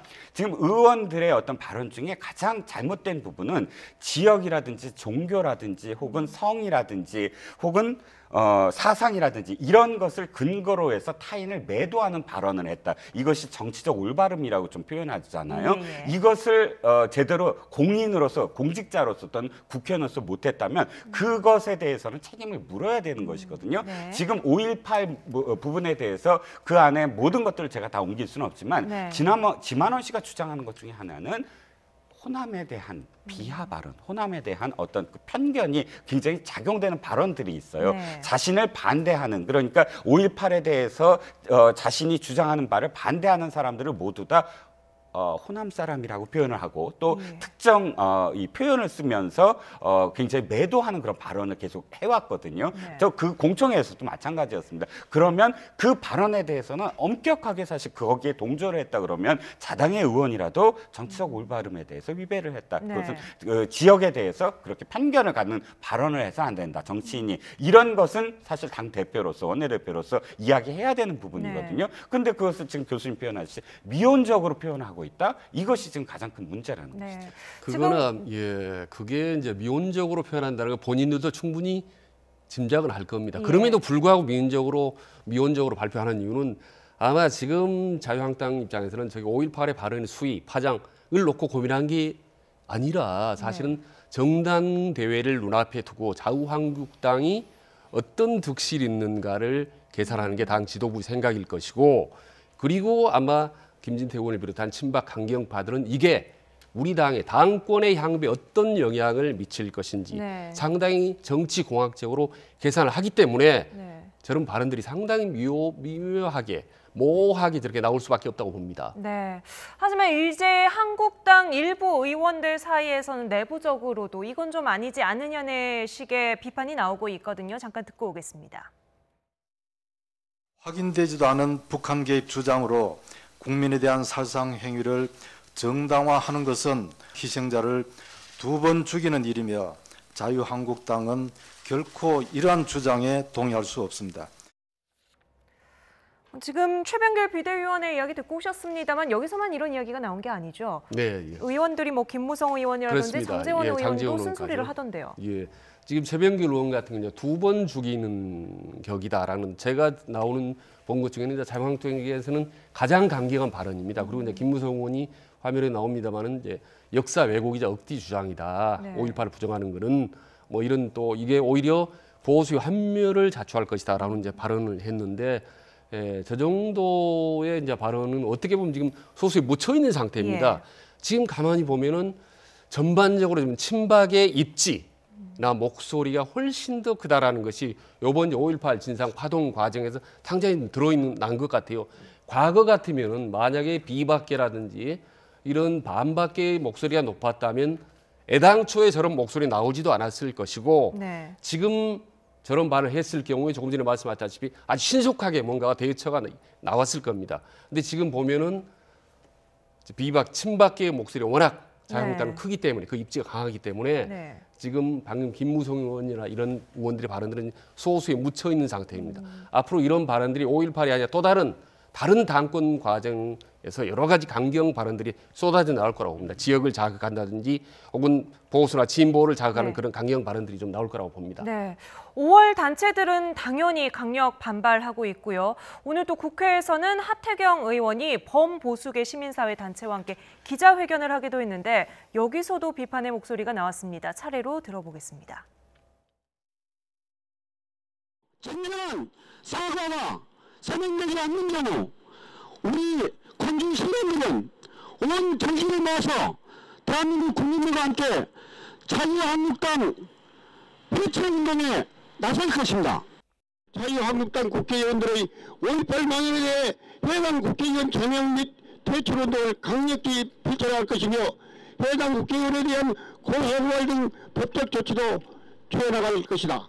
5.18 민주화운동의 명예를 훼손시킨 김진태, 이종명, 김순례 의원은 광주 시민께 무릎 꿇고 사죄하고 자발적으로 의원직을 사퇴하라. 평택 대추리에 미군 부대를 이전한다고 할 때에 그걸 막기 위해서 좌파들이 앞장을 서서 죽창으로 우리 경찰의 눈을 찔러서 중상을 입힌 사태가 있었습니다. 지만원이라는 사람이 발언을 어떻게 했느냐면 지금 대추리에 죽창 들고 있는 저 빨갱이들을 몇 명 시범적으로 쏴 죽여버려야 된다. 광주 때도 초동 진압을 그렇게 몇 명 쏴 죽여버렸으면 저런 큰 희생이 안 일어났을 것이다. 이런 기가 막힌 얘기를 했을 때 그 당시에 보수우파 지도자들이 전부 그분을 마이크를 끌어내려서 쫓아낸 적이 있습니다. 네, 광주는 지금 도시 전체가 부글부글 끓고 있다고 봐야 할 것 같고 보수 진영이라고 자처하는 단체에서 이렇게 국회에 와서 기자회견하는 것은 익숙한 풍경은 아닌데요. 네. 이번 사건이 사실은 굉장히 큰 그 파장을 일으키는 건 한 가지예요. 지만원 씨의 주장은 사실은 계속되고 왔습니다. 아까도 네. 말씀드렸지만 그러나 이번에는 국회의원이 직접 자신의 어떤 주관하에서 의원회관에서 저 목소리를 공개했다는 것, 이것이 굉장히 큰 어떤 파장을 일으킬 수밖에 없고요.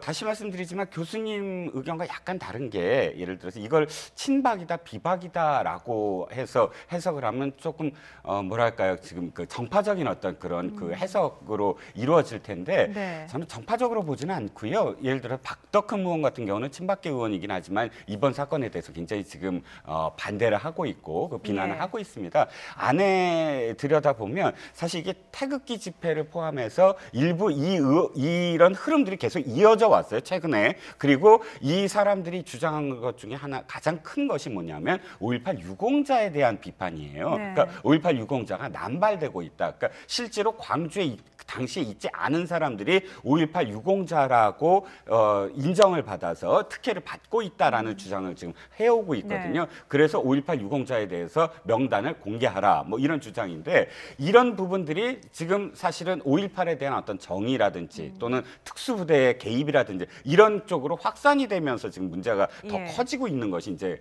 지금의 양상이거든요. 그렇기 때문에 일단 이 문제에 대해서는 저는 이제 그 한나라, 그러니까 자유한국당 내부에서 일단 내부의 징계 조치가 선행돼야 된다. 충분히 가능한 부분이다라고 봅니다. 네, 그럼 논란을 자초한 당사자들의 이야기 잠깐 듣고 오겠습니다. 김진태 의원의 목소리로 들어보죠. 북한군 개입 여부에 대해서도 사실이냐 아니냐가 지금 벌써 다 명백히 드러났으면 진상을 밝힐 이유도 없는 겁니다.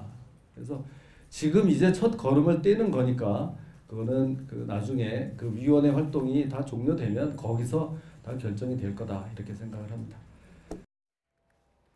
지금 어느 정도의 유감, 사과에 대한 이런 뜻은 계속 표시를 하고 있는데 유공자 명단을 공개해라. 지금 김순례 의원도 그렇고 계속 요구하고 있어요. 예, 그러니까 계속 이제 불씨를 지피는 건데요. 지금 아시다시피 5.18은 이미 역사적 정의가 끝난 문제였고 지만원 박사가 간간히 제기해왔던 문제였는데 국회에서 어떤 간담회 형식으로 다시 한번 크게 불을 질렀거든요. 네. 이런 이면에는 이제 정치적 의도가 있다. 그리고 최근 들어 이제 친박의 옥중 정치니 무슨 친박 내부의 선골, 진골 이런 문제, 갈등 문제들이 이 논란이 짚히고 있는 상태에서 상당히 정치적 의도가 있다. 저는 그렇게 보고 싶지 않지만은 그럼에도 불구하고 그래서 모두의 김진태 의원이 본인이 얘기를 했지만은 자기를 띄워주는 결과라고 했는데 결국 이유이하를 막론하고 이 어떻게 보면 이 역사적인 논란 자체가 결국 정치적인 엉뚱한 불똥이 튀기면서 김진태 의원은 손해 보지 않는 그런 게임을 하게 되고 두 번째 친박 강기영파들은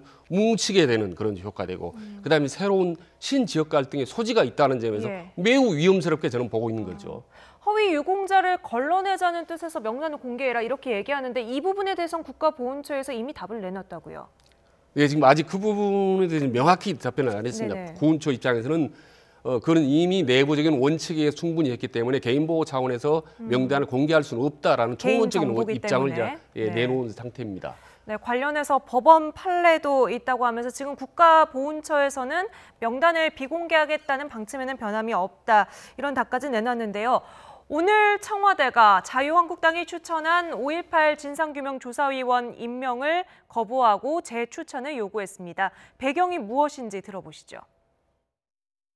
진상규명조사위원회는 5.18 민주화운동 진상규명을 위한 특별법에 의거하여 구성되어야 하며 국회에서 합의된 입법 취지와 오랜 세월 동안 이루어진 국민적 합의 정신에 기초하여 구성되어야 합니다. 추천한 인물들이 후보들이 자격 요건에 미달한다는 건데 어떤 자격들이 필요합니까? 자, 일단 세 사람이었잖아요. 차기환 전 판사하고 권태호 전 합참처장, 작전처장이었죠. 네. 그다음에 이동욱 전 월간조선 기자. 그런데 지금 특별법에 의거해서 선정을 해야 한다는 거는 사실 맞는 이야기예요. 올바른 이야기죠. 그래서 보면 특별법에 법조인이나 혹은 교수, 법의학 전공자, 그다음에 역사연구가, 인권활동가에 준해서 5년 이상 활동을 한 자에 한해서 선정할 수 있다. 이렇게 지금 전문가로서 그렇게 명기가 돼 있어요. 그런데 아시다시피 지금 권태호 작전처장 같은 경우는 군에서만 있었고 또 이동욱 기자 같은 경우는 기자 생활을 했고 아까 해당되지 아니했고요. 차기환 전 판사의 경우 5.18과 관련해서 부적절한 발언을 했으나 이 법적 요건에는 맞다. 라고 지금 청와대에서는 밝히는 거예요. 그러니까 이것을 굳이 왜 밝히냐면 우리가 지금 이분들의 어떤 성향에 대해서 지금 재단하는 것이 아니라 법에 의해서 자격이 안 된다. 자격이 안 되기 때문에 추천할 수 없다라는 것을 강조하고 있는 것이죠. 예. 지금 2월 국회 그동안 야3당에서는 민주당과 한국당이 적대적 공생을 하고 있다 이런 평가를 했는데 지금 이것 때문에 자유한국당은 이제 외톨이가 되고 야4당이 공조를 해서 공격하고 있습니다. 2월 전국에는 좀 어떤 변수로 작용을 할까요? 어차피 이제 계속 강대강으로 갈 수밖에 없고요.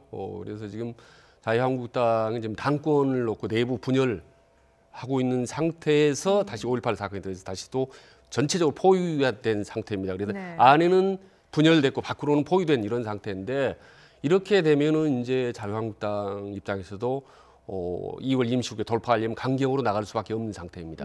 그럼 결국 이거는 앞으로 전국이 거의 알 수가 없는 지금 안개 속으로 하는데 하나 말씀드리면 자유한국당이 안타까운 게 지금 추천을 한 5.18 관련자들이 전부 5.18에 대해 상당히 비판적인 그런 입장, 부정적인 입장을 나타낸 분들이거든요. 근데 왜 이럴 때일수록 오히려 훨씬 더 5.18에 대해서 좀 긍정적이고 좀 더 우호적인 사람을 오히려 역으로 추천하면은 호남 민심에도 도움이 되고 또 자유한국당의 어떤 정치 입지에도 도움이 될 텐데 왜 이런 무리수를 계속 쓰고 있는지 이런 부분들이 상당히 좀 안타깝습니다. 나름대로 정치적 계산을 했지만 저는 분명히 득보다는 실이 더 훨씬 더 많을 거라고 봅니다. 자유한국당에. 김병준 비대위원장도 이야기를 했습니다만 자유한국당이 가까스로 지지율 불씨를 살려가는 상황에서 한국당 입장에서는 참 어려운 상황을 맞았습니다. 지도부 입장에서는 어떤 게 더 발등에 불일까요? 지금 전당대회도 반쪽짜리 전당대회에 머무를 위기에 처했는데요. 먼저 주제어로 정리해봤습니다.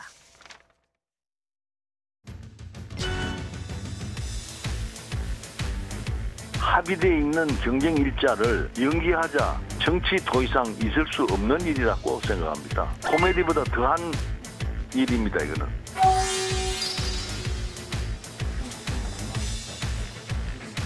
이에 충정과 충심으로 후보님들의 참여와 복귀를 호소, 촉구드립니다.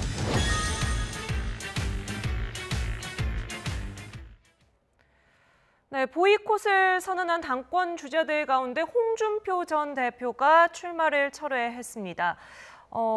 그냥 쉽게 마음을 내려놓은 겁니까? 또 다른 승부수일까요? 또 다른 승부수죠. 또 다른 승부수인데 왜냐하면 타고난 승부수 아닙니까? 네. 근데 무엇을 그러니까 좀 읽어봐야죠. 왜 그랬는지. 자, 홍준표 대표의 스타일을 한번 보시자고요. 아무리 어려워도 자기가 1등이 아니다, 선두가 아니다라고 한 적은 한 번도 없어요. 네. 경선이라든지 그 이전에 당대표 경선 2번, 또 대선 후보가 되는 과정, 그리고 대선 후보가 선정돼서 대선 치르는 과정, 이런 과정 속에서 허세를 부르면 허세를 부렸지 자신이 선두보다 낫다라는 포지셔닝을 취해본 적이 없어요. 네. 그런데 이번 선거 어떻게 됐죠? 처음에 어떻게 표현했냐면 홍준표 대표 측에서는 2강 1중이다라고 표현했고 또 오세훈 후보 측에서는 3강이다라고 표현을 했어요.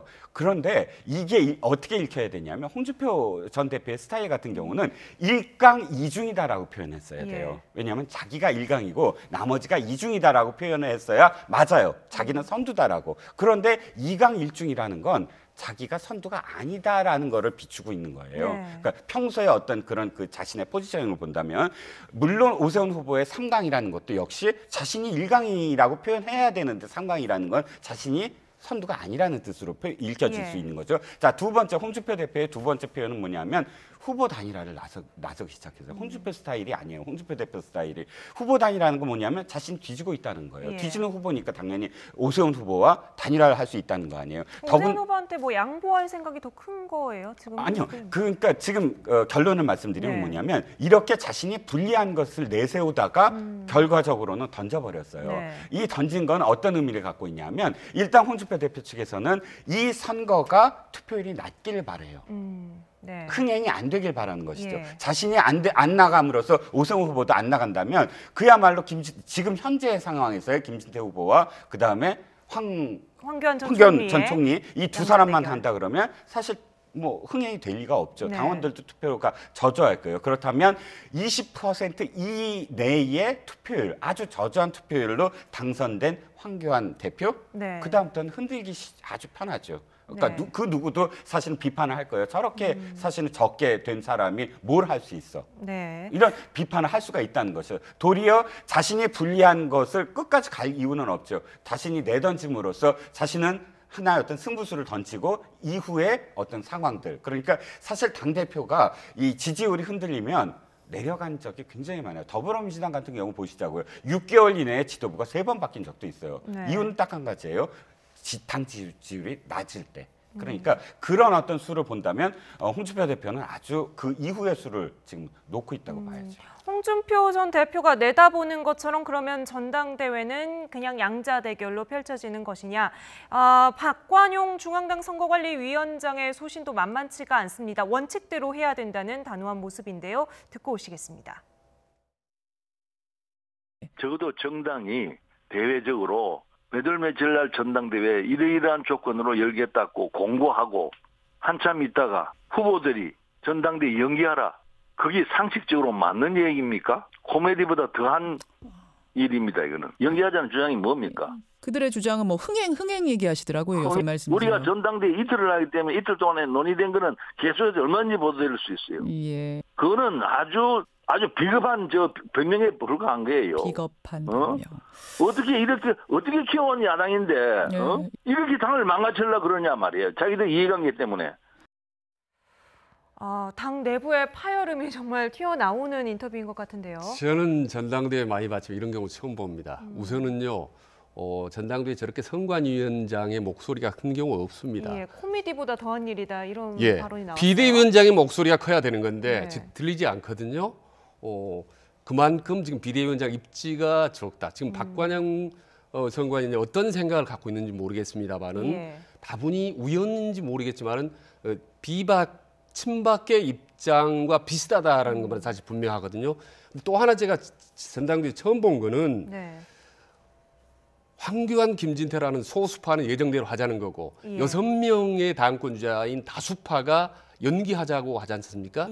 과거에는 다수파, 중진들의 입지를 따라가는 게 당의 순리입니다. 그런데 완전히 단호하네요. 예, 아주 소수파의 입지대로 당이 굴러가고 있거든요.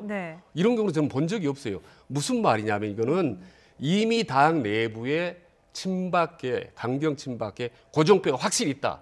그래서 북미 정상회담이든 어떤 바람이 불더라도 확실하게 친박 강경파를 몰아줄 수 있는 고정표가 이미 구축이 돼 있다라는 것이 네. 당의 하나의 반증이고, 그리고 이제 점점 비박계라든지 온건 친박계 입장은 입지가 줄어들 수밖에 없다. 네. 그래서 이미 반가름이 지금 서서히 흐르고 있다. 그런 이제 아까 좀 전에 말씀하신 어떻게 보면 홍준표 대표가 본인이 쉽지 않기 때문에 일찍이 명분 만들어줘서 울고 싶은데 밤새에다 툭 던졌다라고 이제 어떻게 해보면 해석하고 또 그런 해석이 나올 수 있고, 그 해석을 들으면 홍준표 대표 입장에서는 매우 섭섭하고 화가 날 법도 하지만 네.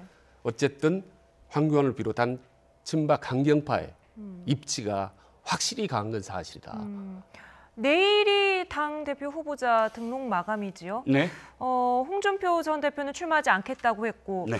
조금 전에 저희 리포트에서는 오세훈 전 시장은 조금 고민을 하고 있는 것 같기도 하던데 어떻게 좀 예상을 하세요? 네, 그렇습니다. 오세훈 전 대표가 내일 아침에 발표를 한다고, 예, 오세훈 전 시장이 내일 아침에 발표를 한다고 하죠. 자신의 입장을. 그런데 만약에 보이콧을 끝까지 결심을 했다면 내일 또다시 발표할 이유는 없겠죠. 네. 만약 불출마 선언이라면 또 모르겠지만 보이콧을 계속 하겠다고 한다면 굳이 내일 어떤 그 자리를 마련할 이유는 없을 겁니다. 내일 자리를 마련하겠다라고 한 이유 자체가 했다면 분명히 내부에서 홍준표 대표도 사실은 불출마 선언을 했다고 하는 상황 속에서 네. 오세훈 전 시장의 경우 TK를 제외한 표를 전부 다 한번 계산을 해보면 서울이 35% 정도 돼요. 네. 그 다음에 충청이 10%, 나머지 그러니까 PK를 제외한 예. 전체적으로 했을 때 55% 정도 됩니다. 물론 55%를 전부 다 가져갈 수는 없을지라도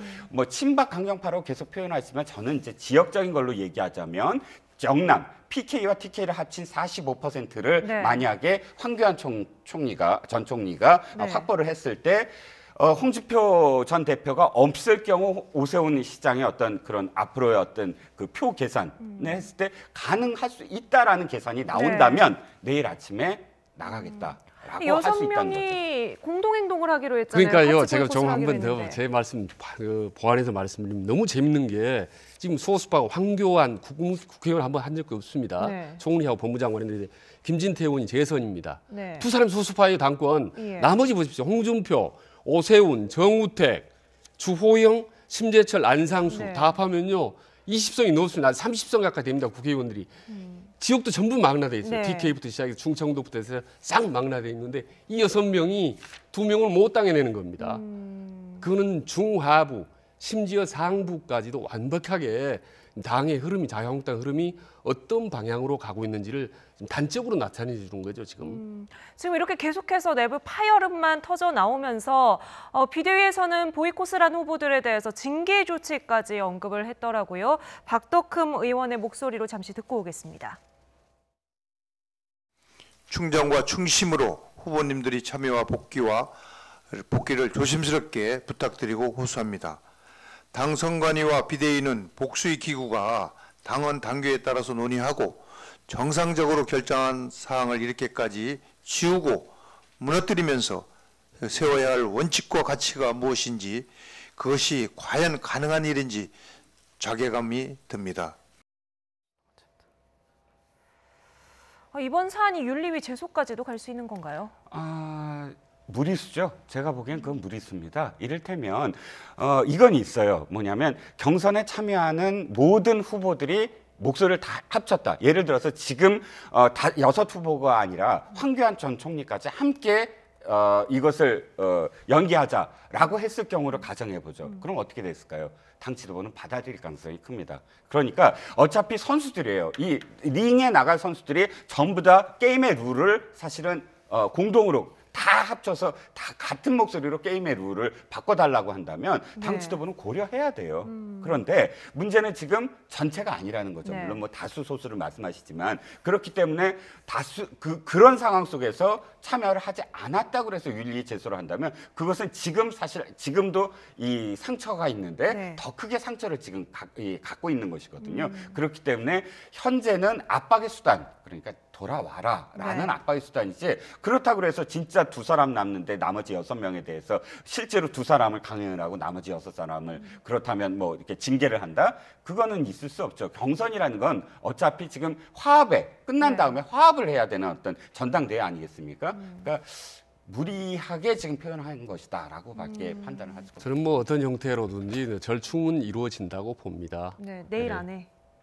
예, 그러니까 네, 네. 혹은 시작한 이후로더라도 이제 절충이 좀 이루어진다고 보는데 또 최고위원 선거까지 맞물리지 않습니까? 그런데 이게 절충이 되지 않고 갈 경우는 아까처럼 정당성의 문제 정도가 아니라 깨지는 건 아주 자명한 사실인데 그러나 어찌 됐든 절충이 되든 안 되든 간에 만약에 지금 가능성이 높은 황교안 전 총리가 당 대표가 될 경우에는 정말 총선을 앞두고 뭐 칼바람이라고 할 정도로 좀 대대적인 그런 공천 교체가 올 가능성이 매우 높기 때문에 지금 6명은 전당대회를 참여하느냐 마느냐가 아니라 앞으로 이 당에 몸 담아야 되냐 마느냐 이런 여러 가지 심각한 고민을 할 가능성이 높다. 그리고 현실적으로 만약 황교안 당 대표 체제가 들어설 경우에 그야말로 우리 언론에서 지금 자꾸 거론되고 있는 정계 개편 이루어질 가능성은 아주 높아진다고 저는 봅니다. 네, 지금 저희 화면에 나가고 있는 장면은 황교안 전 총리 오늘 부산 자갈치 시장 방문한 장면인가요? 황교안 전 총리랑 김진태 의원 이 후보 두 사람은 계속해서 표목의 행보를 오늘 펼친 거죠? 네, 보이긴 그렇게 보이지만 황교안 전 총리의 그 캠프 측에서는 사실 오늘 하루 종일 고민을 하고 있었습니다. 실제로 취재도 했고요. 어떤 고민이냐면 가장 문제가 지금 말씀하신 대로 만약 황교안 전 총리가 당선이 된다면 높은 표 차이로 당선이 돼서 전권을 가지고 공천 개혁을 해서 하나의 어떤 쇄신을 하겠다라는 뭐 계획이 있었던 것 같아요. 그런데 만약에 이렇게 두 사람 김진태 의원하고의 두 사람의 어떤 흥행도 제대로 안 되는 명분이 없이 됐을 경우 그런 권한이 생겨날 수 있겠느냐는 거죠. 그러니까 그만큼의 어떤 힘, 지지율이라든지 혹은 또 이런 득표율이라든지 이런 것들이 굉장히 크게 그 뒤에 그런 권력에서 작용을 할 수밖에 없지 않겠습니까? 그런데 그렇다면 어떻게 할 것인가 굉장히 많이 고민을 하고 우리도 그렇다면 거꾸로 이 동참을 할 것인가 말 것인가 이런 고민을 오늘 내내 사실 물론 부산에 가서 이렇게 그 행보를 보이는 와중에서도 고민을 했던 것으로 알아요. 그런데 이제 그것이 맞물리는 게 오세훈 후보와 맞물리죠. 오세훈 전 시장이 나오느냐 안 나오느냐. 만약에 오세훈 전 시장이 아예 안 나온다 그러면은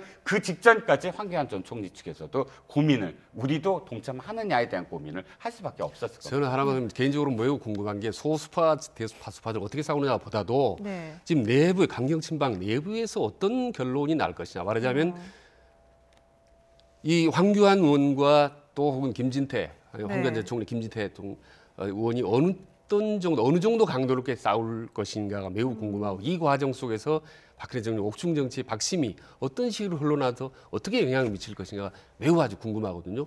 범보수 강경 친박계라면 단견을 하고 있는데 안에서 어떻게 보면 진골 성골이 지금 싸우고 있는 상태거든요. 그래서 저는 지금 친박계 어떻게 보면 박근혜 대통령을 생각을 본다면 자유한국당이나 보수에는 관심이 크게 없을 수 있다. 크게 없다. 다만 본인이 손보고 싶은 사람들, 배신자들을 단죄하고 강경 보수파들이 똘똘 뭉쳐서 총선 때 살아온다면 훨씬 더 본인의 영향력을 오랫동안 극대화될 수 있다. 이런 계산을 했을 수가 있다고 봅니다. 네, 지금 강경 친박 이쪽이 이야기를 하셨는데 황교안 전 총리 같은 경우에는 박영수 특검 연장을 거절했다는 그 발언을 두고 논란이 계속해서 커지고 있죠. 민주당의 논평으로 잠시 들어보겠습니다. 대통령께서 어려움을 당하신 것을 보고 최대한 잘 도와드리자 이 정도에서 끝내자 해서 수사기한 연장을 불허했습니다. 2017년 2월 황교안 전 총리가 박영수 특검의 연장 시청을 거절한 것을 두고 본인이 한 말입니다. 귀를 의심케 하는 황교안 전 국무총리의 발언이 국민적 공분을 사고 있습니다. 황 전 총리가 박근혜 국정농단의 공범임을 스스로 인정한 것으로 볼 수 있습니다. 네, 황교안 전 총리 실제 발언의 의도는 무엇이었을까요? 황교안 전 총리가 우리가 보통 얘기하는 그 프레임에 걸려들었다라고 할 수밖에 없어요. 네네. 그러니까 왜 코끼리를 얘기했을 때 코끼리라고 표현하는 사람이 프레임에 걸려들잖아요. 네. 무슨 뜻이냐면 자 지금 유영하 변호사가 두 가지 얘기를 했어요. 하나는 의자에 대한 얘기를 했고 네. 하나는 실질적으로 황교안 전 총리가 어떻게 도와줬느냐에 예. 대한 얘기를 했습니다. 거기에 대해서 황교안 총리가 대답을 했는데 사실 의자 문제에 대해서는 상당히 뭐랄까요? 그 거리를 두고 이야기할 예. 수밖에 없었죠. 네. 내가 적법하게 했다. 네. 이것은 어떤 의미에서는 상급 친박 비박을 비용으로, 계속 예. 말씀하셨으니까 비박 쪽에 그래? 굉장히 원칙대로 했구나라고 네. 받아들일 수 있고 친박 쪽에서는 그래? 그럼에도 불구하고 그 원칙이 말이 안 되잖아. 이렇게 예. 양쪽으로 받아들일 수 있는 부분인데 지금 이 부분과 관련해서 이렇게 표현을 했어요. 내가 최대한 도와줬다. 그리고 특검조차도 네. 더 연장 안 하게 해주지 않았느냐. 이것이 바로 의도된 대로 네. 간 거예요. 그러니까 친박이다. 네. 그러니까 친박에 대해서 굉장히 거리를 계속 두고 있었는데 그 말을 하자마자 친박에 대한 어떤 프레임이 그대로 지금 이렇게 씌어진 어떤 상황이 예. 돼버렸거든요. 황교안 전 총리는 이렇게 해도 사실 욕을 먹고 이렇게 해도 욕을 먹는 상황이에요. 네. 그러니까 양쪽의 프레임에 다 걸려 있다는 그럼요. 말씀이시죠? 비박의 입장으로 얘기한다면 아니 친박인 줄 알았더니 비박이구나, 배박이구나라는 비판을 받고 친박의 입장을 얘기하면 그래? 너는 어차피 진박이었구나 라고 네. 이야기를 할 수밖에 없어요. 그러니까 지금의 입장에서는 황교안 전 총리가 이런 어떤 비판을 어떻게, 그러니까 어차피 이건 예정된 네. 사실 상황이 있잖아요. 어떻게 극복을 하느냐, 극복을 하려고 나왔다면 매를 어떻게 맞느냐를 계속 볼 수밖에 없다는 거죠. 네. 그래서 제가 그 황교안 딜레마를 사실 여기서 지난주에도 연합뉴스에 네. 여러 번 얘기를 했는데 황교안 네. 정치 실험에 있어서 박근혜라는 존재는 양날의 칼이다. 그래서 황교안 정치 실험이 성공하려면 둘 중에 하나를 선택해야 됩니다. 네. 박근혜 대통령과 확실히 차별을 하든지 아니면 확실하게 옹호를 하든지 둘 중에 네. 하나를 해야 됩니다. 근데 출마 선언할 때부터 애매모호하게 갔거든요. 근데 그럴 수밖에 없어요. 왜냐? 확실하게 옹호를 하자니 김진태가 있고 그렇다고 차별하자니 또 다른 세력이 있기 때문에 예. 이러지도 저러지도 못하거든요. 근데 요 애매한 상태가 사실은 지금 범친박을 끌어들여서 상당히 큰 지지 기반을 형성하고 있거든요. 예. 근데 시간이 갈수록 점점 양자택일을 요구하게 될 겁니다. 당권 이제 본격화되면은 네. 이럴 때 과연 황교안 전 총리는 어떤 입장을 할 건지, 확실히 박근혜를 차별하게 할지, 네. 차별할지, 아니면은 안고 갈지 둘 중에 하나일 겁니다. 이 부분에 대해서 소리 없이 부드럽게 옥중에 있는 박근혜 전 대통령은 대답을 요구하게 될 거고, 네. 그 대답의 여하에 따라서 황교안 정치 실험이 성공과 실패가 저는 많이 달라질 거라고 보죠. 네, 시작하실 때 이종근 평론가께서 거의 뭐 홍준표 전 대표의 빅픽처 이런 이야기를 하셨는데 내일 후보자 등록 마지막 날이죠. 자유한국당 전당대회 보이콧 사태가 어떤 결론으로 끝날지 내일 이 시간에 어떤 이야기 나누게 될지 궁금해집니다. 지금까지 이종근 시사평론가, 최재인 대통령 리더십 연구원장과 함께했습니다. 두 분 오늘 말씀 감사합니다. 예, 고맙습니다.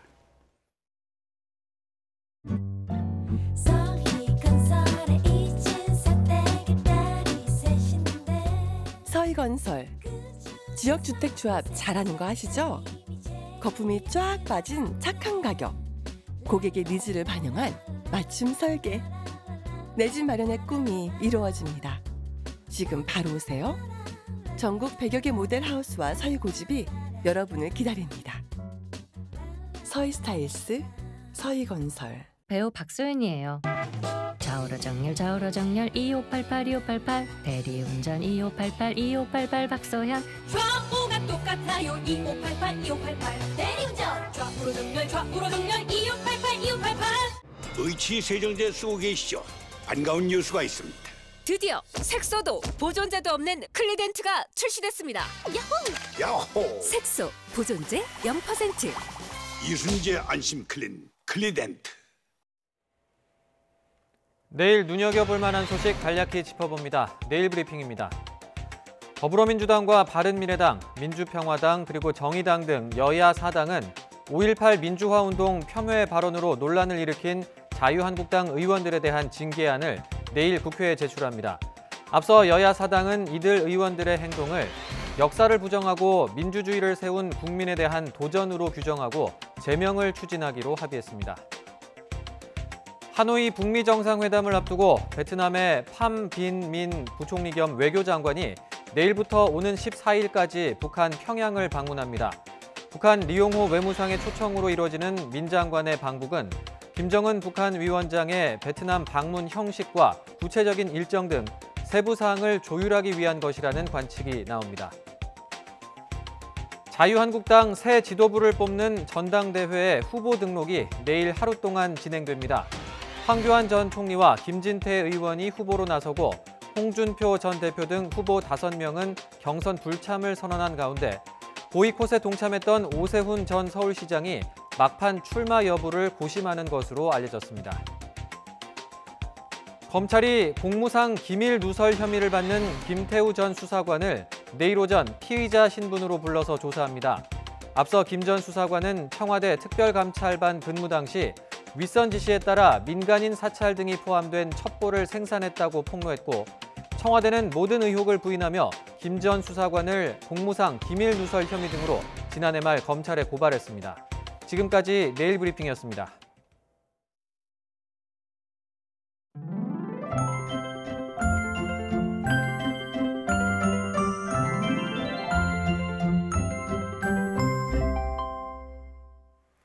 나흘간 이어진 강추위의 기세가 꺾였습니다. 오늘 서울의 한낮 기온은 2도로 나흘 만에 영상권을 회복했는데요.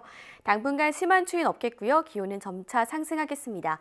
우선 내일 서울 아침 기온은 영하 4도로 오늘보다 4도가량 높겠고요. 예년 이맘때 겨울 추위를 보이겠습니다. 낮 기온은 영상 4도까지 올라서면서 오늘보다 2도가량 높겠습니다. 다만 추위가 누그러지고 다시 미세먼지가 기승을 부리겠습니다. 대기 정체와 더불어서 오후부터는 중국발 스모그까지 유입되겠는데요. 내일 전국 대부분 지역의 미세먼지 농도가 나쁨 수준까지 오르겠습니다. 출근길 잊지 마시고 황사용 마스크 챙기셔야겠습니다. 내일 내륙 하늘 대체로 맑겠습니다. 다만 새벽부터 아침 사이 수도권과 충청에는 눈이 날리는 곳이 있겠습니다. 건조특보도 여전히 이어지고 있는데요. 화재 사고 발생하지 않도록 불씨 관리 신경 써주셔야겠습니다. 내일 아침 기온은 오늘보다 2에서 4도가량 높겠습니다. 서울 아침 기온 영하 4도, 광주 영하 4도, 대구 영하 6도, 부산 영하 1도로 예상됩니다. 내일 낮 기온은 오늘보다 2에서 4도가량 높겠습니다. 서울 낮 기온 4도, 광주, 대구 8도, 부산은 10도로 예상됩니다. 당분간 심한 추위는 없겠고요. 금요일에 전국에 비나 눈 예보가 있습니다. 지금까지 날씨 정보였습니다. 5월 그날까지 석 달이 남았는데 희생자들과 유가족의 골문 상처를 정치권이 들쑤시고 있습니다. 전당대회가 가까워질수록 당원 한 명 한 명이 아쉽겠죠. 국회가 열리지 않는다고 국민을 잊은 건 아닌지 걱정이 됩니다. 뉴스나이트 마칩니다. 편안한 밤 보내십시오.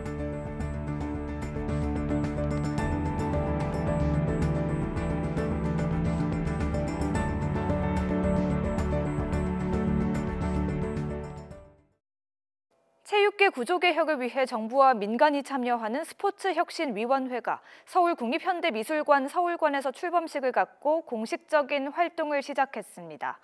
시민단체와 민간위원 15명을 비롯해 정부 부처의 차관 등 모두 20명으로 구성된 위원회는 민간위원 중심으로 자율 운영되며 정부는 행정 등의 지원 업무에만 참여합니다. 위원회는 민간위원으로 축구 국가대표 출신 이영표 씨와 스키 국가대표 출신 서정화 씨, 배구 선수 출신 김화복 중원대 교수 등이 포함됐으며 오는 6월까지 구조혁신을 위한 세부과제를 도출하고 내년 1월까지 부처별 세부과제 이행 현황을 점검하게 됩니다. 혁신위원장의 이야기 직접 들어보시죠. 어느 누군가는 공적인 책임을 져야 한다. 그것이 스포츠 혁신의 첫걸음이다. 라는 점에 대해서 저희가 문제인식을 함께 했습니다.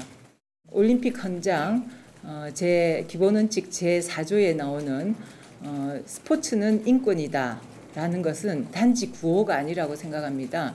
깊이 있는 논의를 통해서 구체적인 어떤 제도, 개선, 방안, 그리고 새로운 어떤 대안들을 좀 제시해 볼까 합니다. 여자 프로농구 KB가 구단 최다인 13연승을 기록하며 선두를 질주했습니다. KB는 원정 경기에서 손튼과 박지수가 나란히 더블더블을 기록하는 활약에 힘입어 KB 하나은행을 77대 61로 제압했습니다. 이로써 KB는 지난해 12월 24일 OK저축은행과의 경기부터 13경기째 연승을 이어가며 2위 우리은행과의 격차를 2경기로 늘렸습니다. 남자 프로배구 KB손해보험이 현대캐피탈을 잡고 3연승을 달렸습니다. KB손해보험은 원정 경기에서 세터 황태기의 맹활약에 힘입어 현대캐피탈을 세트 스코어 3대1로 눌렀습니다. 황태기는 날카로운 토스뿐 아니라 서브 에이스도 6개를 성공시키며 이 부문에서 개인 최다 기록을 경신했습니다. 선두를 노리는 현대캐피탈은 하위 팀들에 잇따라 덜미를 잡히며 선두 추격에 실패했습니다. 스포츠 뉴스 마칩니다. 시청해주신 여러분 고맙습니다.